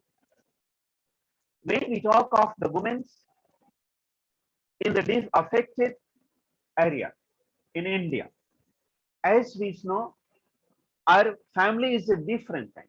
It has a different status. And in the family, woman has a very difficult and peculiar situation. Satyendra, sir, Whether she is in the I'm so sorry to interrupt, but actually due to time constraints, will it be okay if you reach to the conclusion? Okay. Just can I have 1 minute? No. Okay. It affected me very badly. Women in India, generally women is given the lower strata and the back seat in the family. Good number of newborn babies in India found lower weight at the time of birth. It shows that women was not treated well during pregnancy. They have lost job more than those of the men. Their mental, psychological, and the health were deteriorated. During the pandemic situation, Indian women do unpaid care work each day more than the men. In India, Indian women are more vulnerable due to huge unwanted health issue, physical issue, and lack of domestic and the physiological support, psychological support. Responsible psychological support, responsible for the long-term impact on their mental health, psychological abuse was the more frequent in the frequent type of the violence in the family. In Satyendra, India, I'm so sorry. Actually, we due to time constraints, we do not have much okay. time. Thank you. So, Thank you. Thank you. Thank you. Thank So again, thank you so much. Thank you once again, everyone, for giving opportunity. And the world body is sitting here. I may say, please raise this voice, and we are always with us, and we together will write many things, adding some other area of the human security. Thank you so much, Satyendra sir. So moving forward, our next speaker is Dr. Shalini Saxena. Dr. Saxena is the Associate Professor in Amity Institute of Social Science, Amity University, Uttar Pradesh. And her chapter's title is Gender Security and Governance Concerning SDGs. So Dr. Saxena, the floor is all yours. Thank you, Costa, for giving me this platform. And first of all, it is Namaste from India. And I congratulate Dr. Nandini and Dr. Aurora Martin for publishing for editing this book. And I must say that I'm privileged to be a part of this book launch. And my book, the contribution to this book is Gender Security and Governance Concerning Sustainable Development Goal number 16. As we all know, there are 17 SDGs given by United Nations. So I work on the 16 SDG. So the focus of my paper is on how much the world has progressed to achieve SDG 60. To promote peaceful and inclusive societies for sustainable development, to provide justice for all and build effective, accountable, and inclusive institutions at all levels. Basically, when the theory of feminism was gaining momentum, it was at loggerheads with those involved in policy formation and implementation related to international security. Policy practitioners in the arena of international politics felt what the feminist activists had to offer to them in regard to the decision-making processes. However, the belief system started to change when in 2000, United Nations adopted Resolution 1325 on women, peace, and security, which clearly states that women folks have been more affected by the armed conflict and wars that take place in the world in comparison to men folks. So gender security has garnered attention in the field of international relations and in the overall subject of social sciences. The growing agenda on gender security and associated concerns has projected questions like women affected by war, gender discrimination, gender rights, trafficking on women over regional and international borders, crime against women, etc., into the scholarly and policy formulation arena. So this has made gender security gain an integral part in international security debates and discourses, as we are doing right now, and has made the international actors become more sensitive toward the issue of concept of gender security. So because of the constraint of time, I will talk about gender security and SDG 16. So speaking from the global perspective, SDG 16 has tried to achieve its target, and still it has faced its share of global challenge as well. For instance, when it comes to the reduction of global violence levels, SDG 16 has unable to do so. SDG 16 has been unable to promote the rule of law globally, and at the same time failed to provide access to the information at the global scale. SDG 16 has succeeded in bringing down the level of global corruption and bribery, and lastly, when it comes to the creation of the institution that are inclusive by nature and promote responsive decision-making processes, SDG 16 has been able to do so in some part of the world, while in other it has been unable to do so. With the onset of the COVID-19 pandemic, as we all are discussing about this current pandemic, so it has been seen that SDG 16 has seen further decline in the achievement of the various targets and objectives which are being set by this SDG 16. Another important area where SDG 16 fails miserably is that it does address the need of gender security within its framework. In spite of building inclusive and effective institution, SDG 16 does not talk about the role women need to play in these inclusive and effective so that gender security is implemented throughout the global society. One would think that SDG 16 is a great opportunity for the United Nations to implement gender security at a global place as by implementing global security throughout the globe. United Nations fulfills its main objective, which is the prevention of further wars and conflicts, which is clearly not the case. It is very evident that globally that women have a lesser share of being a part of the policy making cycle and decision making process, in spite of the quotas and reservation that have been implemented in the first place.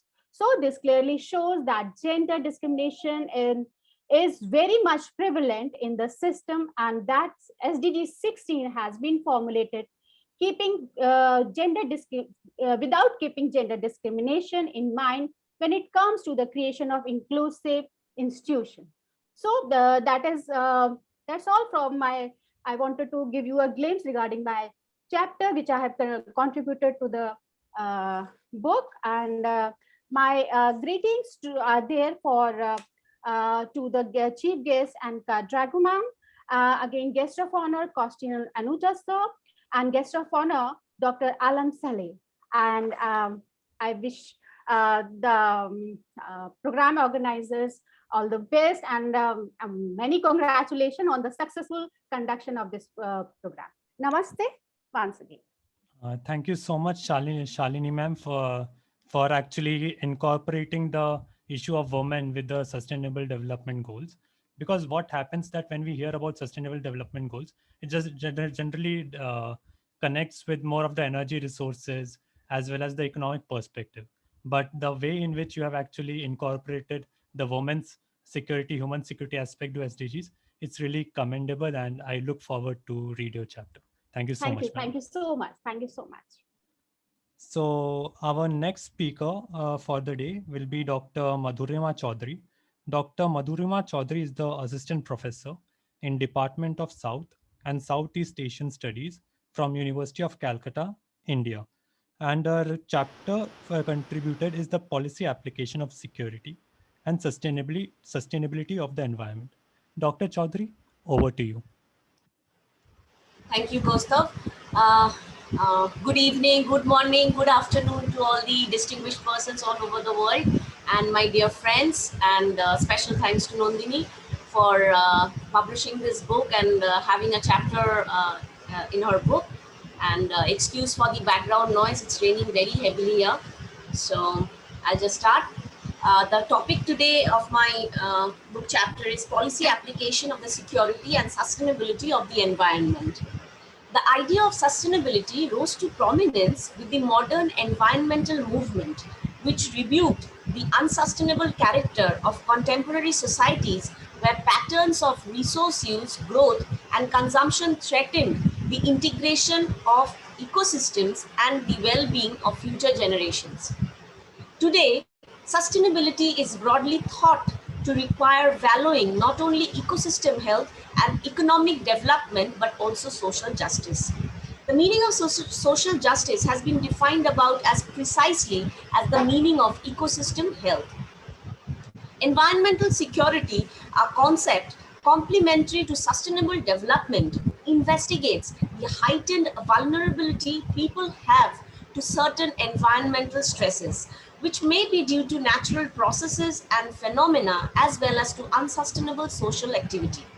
Throughout most of human history, the constraints imposed by local environmental conditions and their natural variability were powerful determinants of the society of individuals and societies. Animals, droughts, floods, frost, pathogens, storms, and other environmental perturbations were significant causes of mortality, morbidity, and social disruption. Over the same period, the global population has increased from 1 billion to over 6 billion people, and most people now live longer, consume more, and are better educated than in previous generations. Yet the risks that environmental change poses to human security have not been eliminated. Across the world, the prospects of human security are deeply affected by local and global processes of environmental change. Environmental security and sustainable development emerged and grew roughly during the same period as human security and human development. Of course, the clear link between the internally diverse perspectives and communities focusing on environmental security and sustainable development is a much greater emphasis on nature. Environmental security and sustainable development emerged and grew, and thus the relative lack of change and high level of misunderstanding among the former and the latter fields remains highly problematic. Environmental threats are linked to all over impact on human survival, well-being, and productivity. In other words, aspects of human security. Human beings and social relationships become the objects or preferably subjects that are to be secured from environmental threats, not states. Environmental change can have direct and immediate effects on well-being and livelihoods.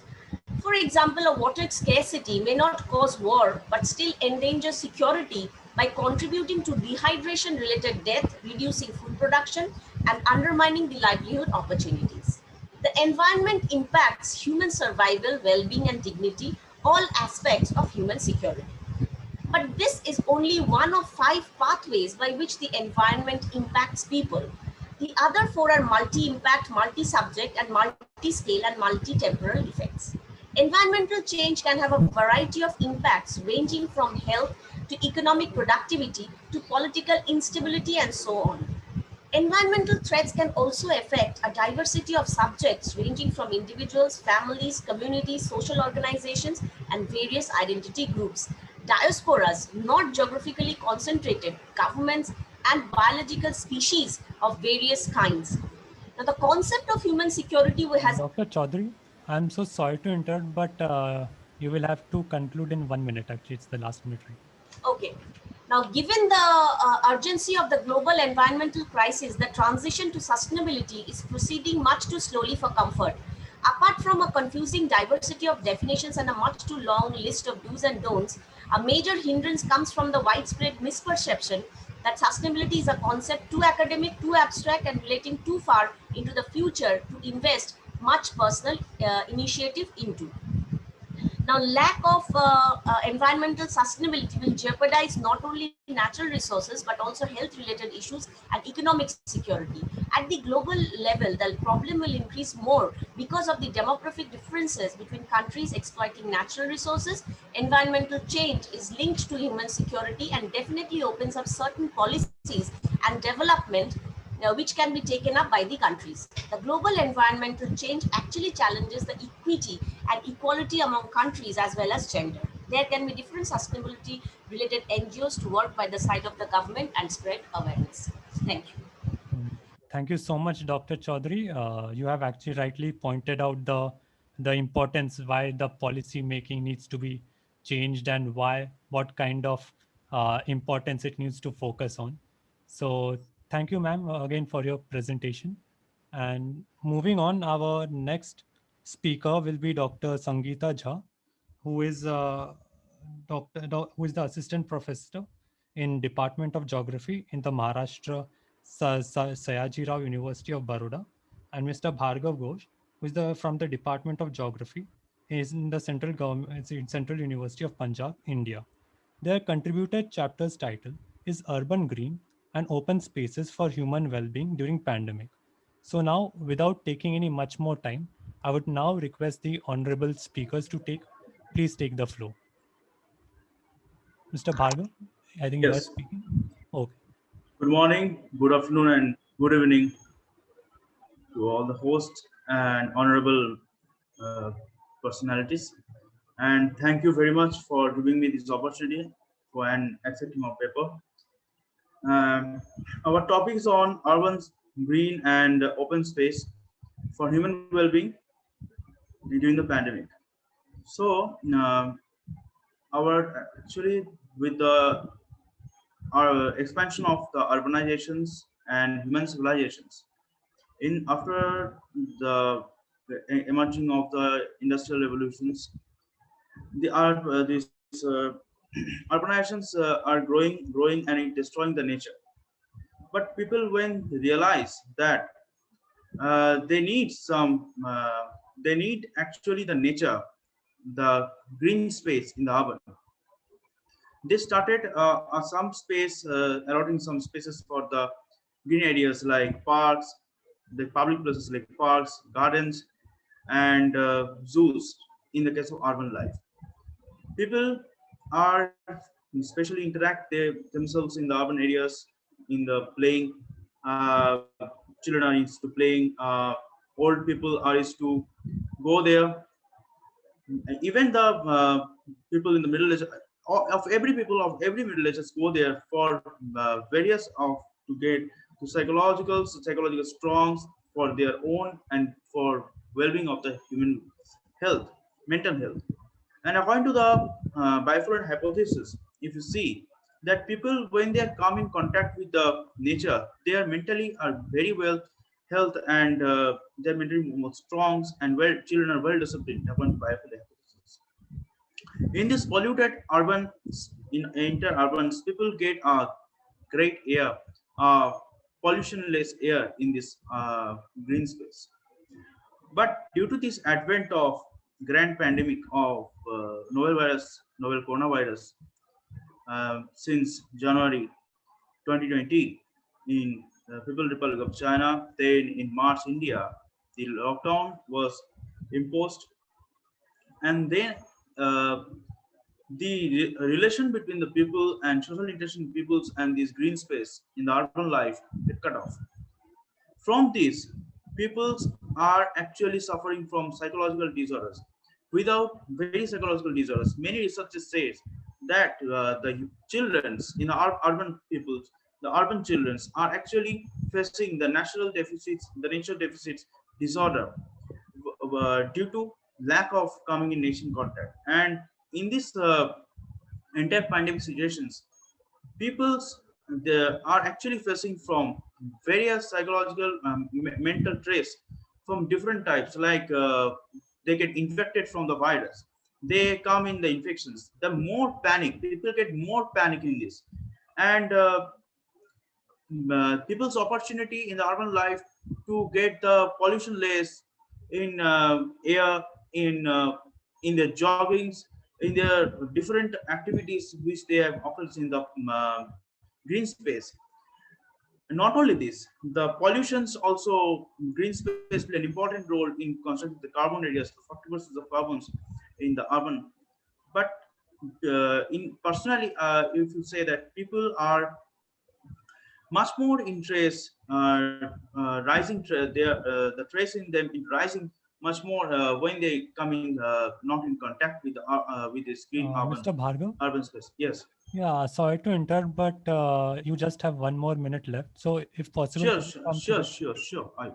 Thank you. So if we give trace on this like different urban plannings, we have to understand that the importance of urban green space, the green space in the urban part is very important.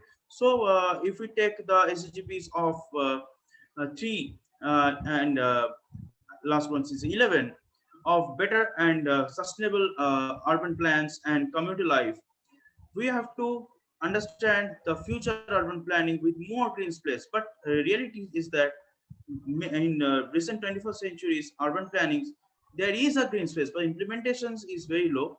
But we will see a better future with good mental health with green cities and the pandemic will over soon. And thank you very much. Thank you so much, Mr. Bhargav, for for the topic contribution and presentation. Before I actually go to the next speaker, I would actually just like to say that before my graduation, I was also also done a few years course in architecture. During that period, I actually knew that what is the importance of urban landscape and the need of green architecture, given the fact that our construction materials have been used in such a way that it is actually harming the environment. So seeing a speaker talking about the importance of green spaces, urban spaces, at a time where and how it can be actually incorporated in city life is actually really commendable. I again look forward to reading Mr. Bhargav Ghosh's piece in the book. Thank you, Mr. Bhargav. So moving on to the next speaker. Our next speaker is Mr. John Akeke. John Akeke is from the Department of Hospitality Management and Tourism and the Faculty of Management Sciences in the University of Port Harcourt in Nigeria. Mr. Akeke's contributory title is the Entrepreneurial Orientation, COVID-19 and Sustainable Visitor Attraction Marketing Strategy in Developing Countries. So, Mr. John, the floor is all yours. Okay. Good afternoon from Nigeria, West Africa. Good afternoon, sir. My topic is entrepreneurial orientation, COVID-19, and marketing strategy that is required to reposition the attraction market in developing countries.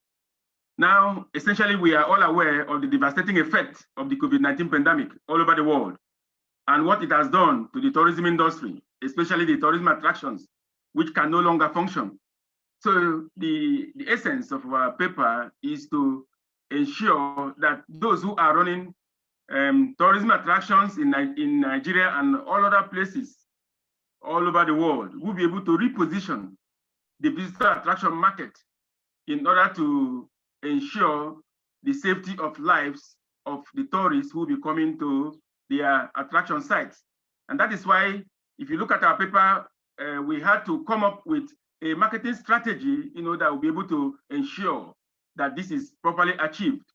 So that is why we now come up with that strategic approach to repositioning the visitor attraction market. And if you look at it, essentially, you see that the marketing attraction managers will need, first of all, to segment the market, identify those they will be able to attend to. And that means that those who are coming to the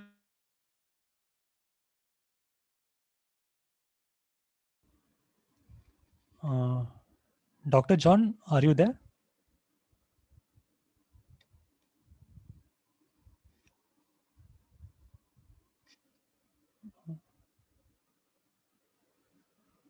Dr. John? I think Mr. Dr. John has actually disconnected, but we will just wait for more 30 seconds and then we will, if Mr. John does not arrive, we might go to the next speaker.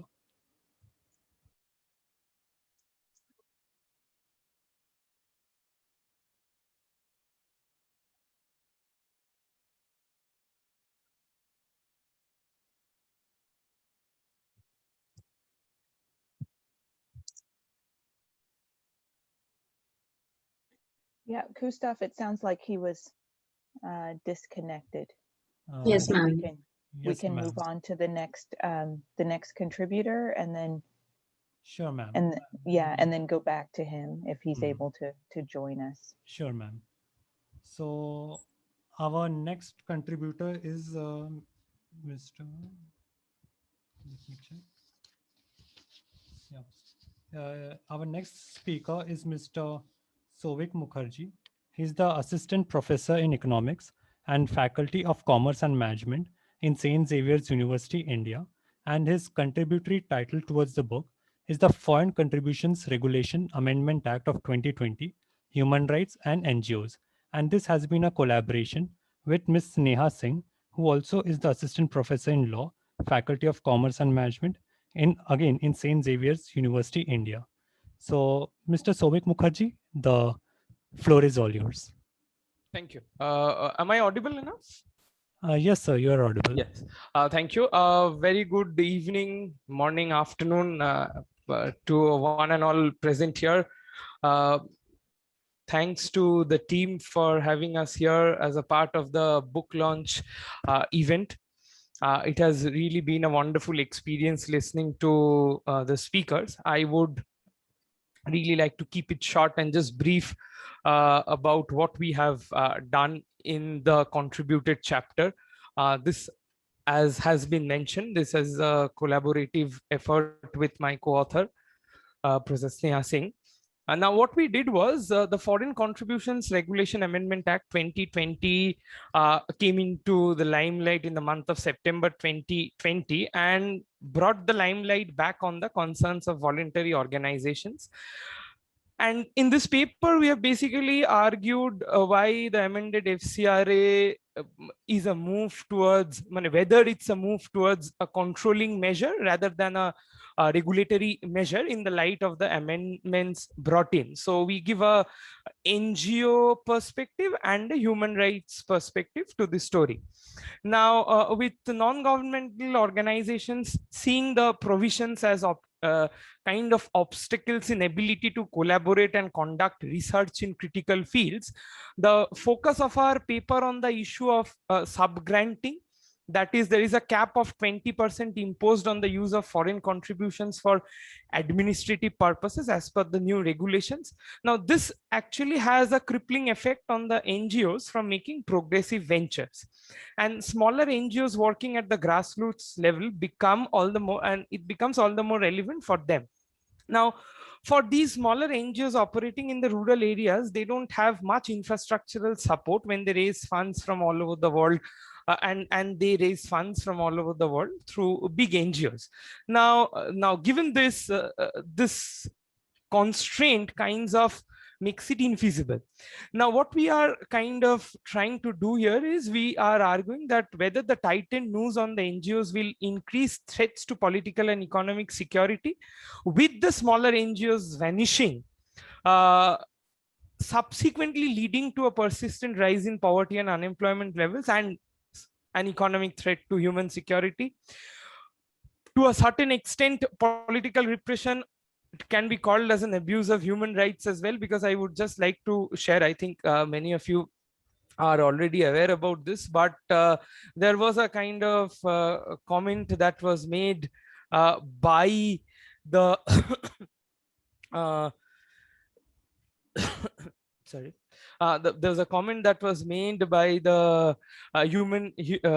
High Commissioner for Human Rights on the issue of FCRA and regarding the implications such amendments might have on the role of the voluntary organizations.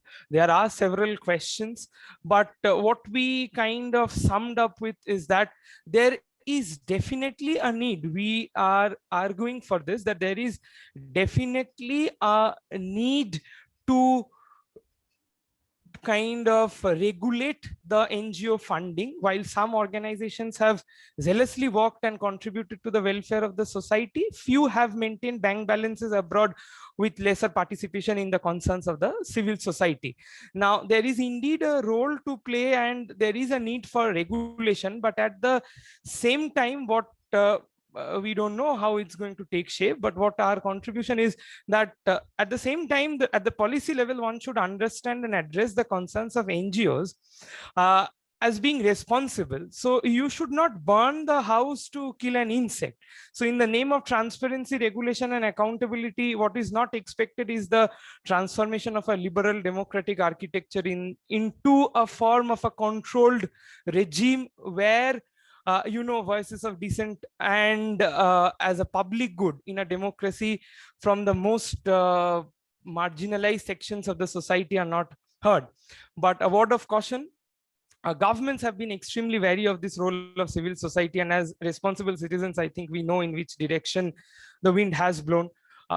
maybe it's for us to see how wind will go in the future, and more so given the COVID-19 pandemic, how things stand maybe in the years to come is something that one should look for. Thank you. Thank you so much, Mr. Sovik Mukherjee. I just want to confirm, only you were speaking, or even Miss Neha Singh is also speaking? No, I only spoke. Ma'am was there, I believe. Ma'am was there. Yes, okay. yes. Okay. So thank you so much, Mr. Mukherjee. So we will be moving towards our next speaker. Our next speaker is Miss Hasen Yu Mok. Miss Hasen Fu Bok is a student from Soka University, Tokyo, Japan, and will be speaking on the topic, the post-global pandemic, constructing resilient societies for all human well-being. So Miss Mok, the floor is all yours.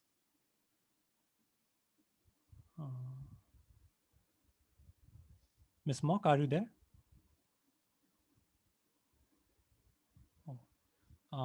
I apologize, as I think Ms. Mok is currently not in the meeting. So we will directly move towards our next, our last speaker for the day. And he's Mr. Somen Bhattacharya. Soma Bhattacharya is a college teacher from Panchamura Mahavidyalaya, Bankura University, India. And he will be talking on the topic, the question of human security in the era of COVID-19. So, Mr. Soman Bhattacharya, the floor is all yours.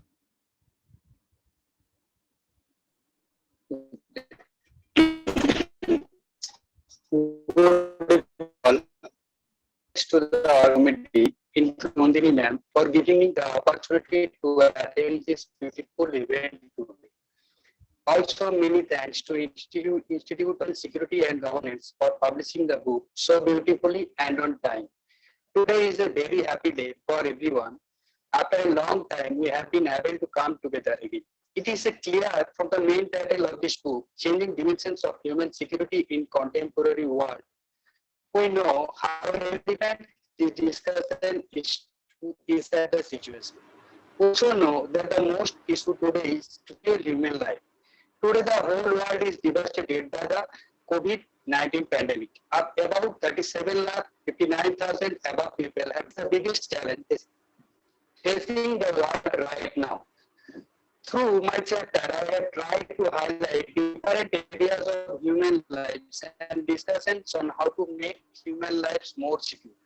Through this discussion, I have tried to highlight how insecure the social, economic, political, and cultural life. Mr. Bhattacharya?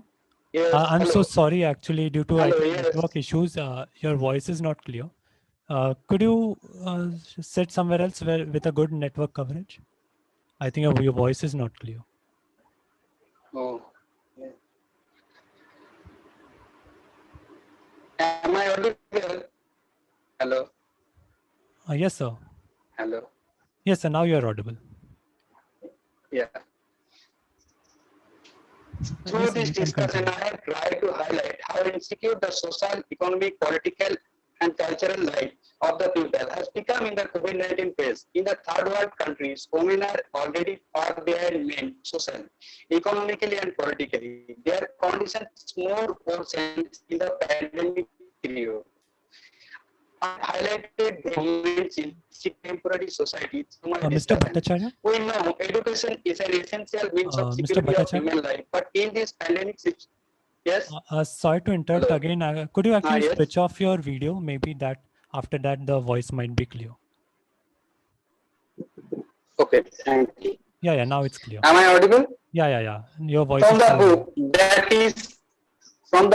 is about to be published at the initiative of all the members of Indian Institute of Human Security and Governance, we know that a lot of new information will come regarding security to human life. I can say for sure that the book will be very useful for students, research scholars, and all those who are interested in learning about this subject.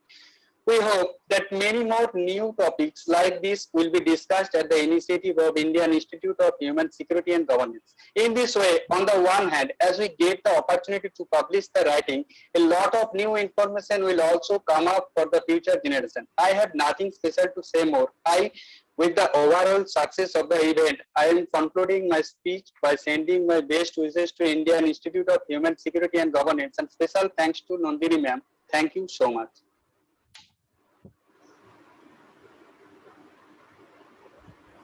Thank you so much, Mr. Bhattacharya, for your presentation. And as I see, Dr. John has also joined us. So, Mr. John, would you like to speak?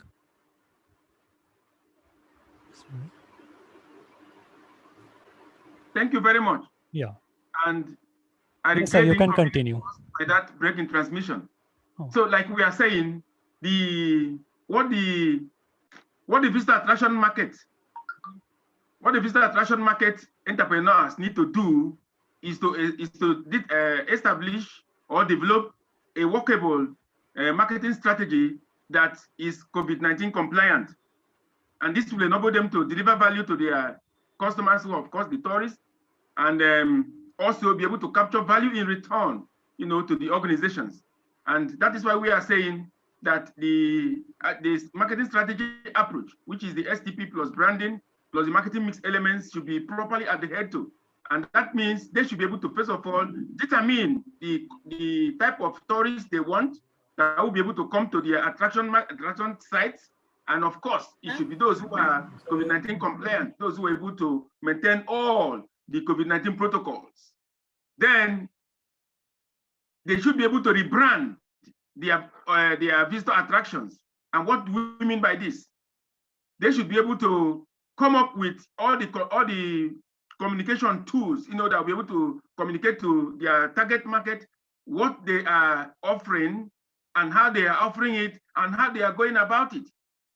And when that one is achieved, of course, they should be able to offer signposts where tourists are allowed to go in, or where tourists are not allowed to go in. And if they must go into any place, how are they expected to behave? So now discover that the behavioral aspect of the tourists is very important for anyone who wants to achieve this marketing strategy that we are, enumerating.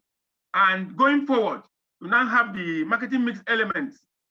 Then you have the product, the price, the promotion, of course, the place. And then for services, of course, you have the people, you have the physical evidence, and you also have the other P that is very important for the delivery of services in the market, in the visitor attractions. So going forward, you now discover that the product should be COVID-19 compliant, the promotion should be properly communicated to the target audience, and of course, the price, if it means paying premium price for a few customers, that would be okay, instead of allowing the mass tourists to come to your attraction site and cause more problem and cause health challenges to those who are there in the attraction site. So all these things should be properly crafted to ensure that everyone who comes to any attraction site all over the world is protected from the pandemic. Since the time is very short, I want to believe we have been able to make a little point. Those who want more should be able to read our chapter in the book properly. Thank you very much, and God bless. Thank you. Thank you so much, Mr. John, for your presentation here. And we also have with us our last speaker, Ms. Yasin Yen Fobe Mok, who joined just now and was disconnected earlier. So Ms. Mok, you can actually go ahead with your presentation.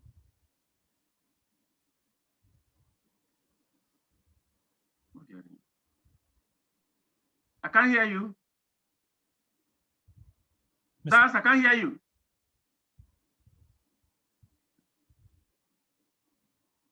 Ms. Mok, are you there? Yes, I'm here. Yes, ma'am. You can go ahead with your presentation.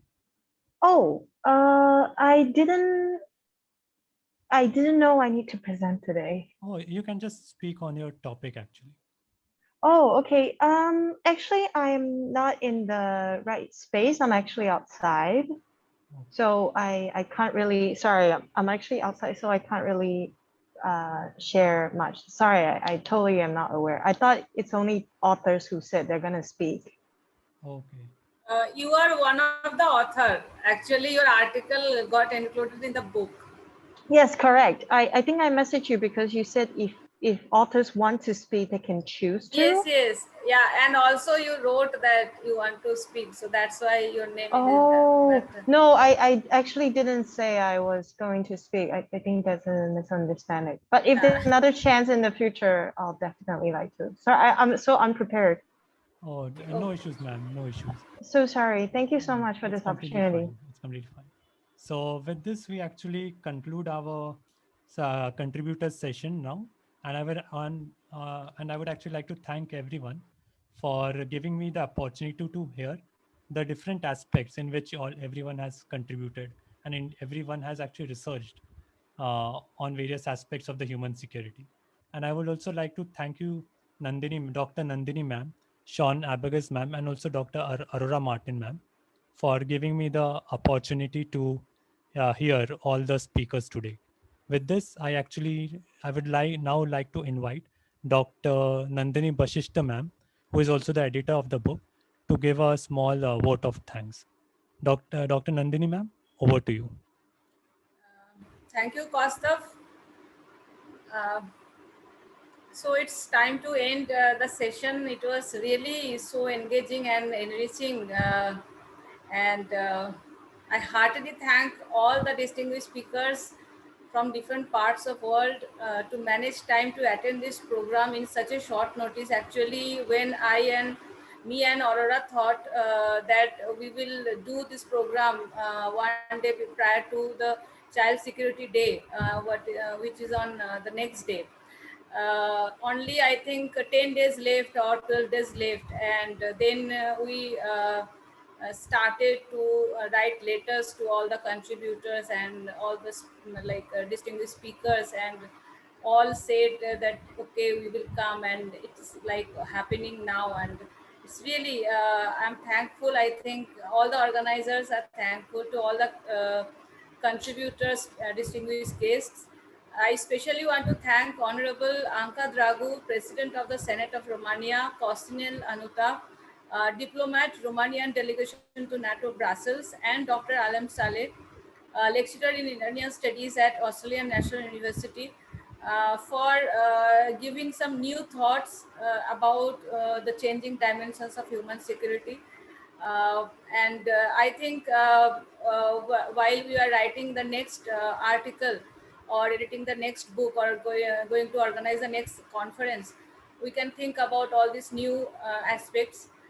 I feel proud to get valuable remarks from our contributors of the book, Professor Alka Parikh, Dr. Soham Samajpati, Indrila Barma, Professor Bhavna Chanana, Dr. Tanushree Purohit, Mohammad Mahfuzur Rahman Khan, Rajkumari Meena, Professor Anand Prakash, Dr. Satyendra Kumar Thakur, Dr. Bhupender Singh, Dr. Shalini Saxena, Dr. Madhurima Chaudhary, John Ekeke, Shobik Mukherjee, Sneha Singh, Steen Mock, Somen Bhattacharya, and Bhargav Ghosh.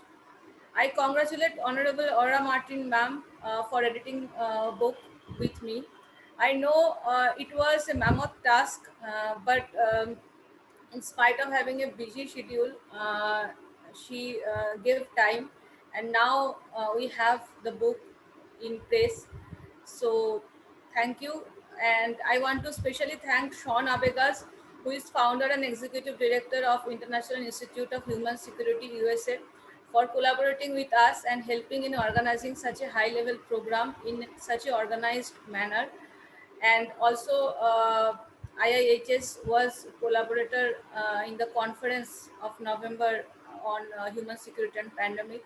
I hope all of you will be with us in our next endeavors also. And as we are trying to make a new conscious population or public amount amongst the whole world about human security. I think all of you will join us in this movement of or for sharing knowledge. I want to thank Kostov and Rita for managing the whole program so well. Kostov in front and Rita in background. Thank you, both of you. All are very busy personalities. We, on behalf of Interdisciplinary Institute of Human Security and Governance, really feeling honored to have you all here. I also thank my friends, colleagues, students, and all academicians who joined our program and make this a grand success. Take care, stay safe. Bye.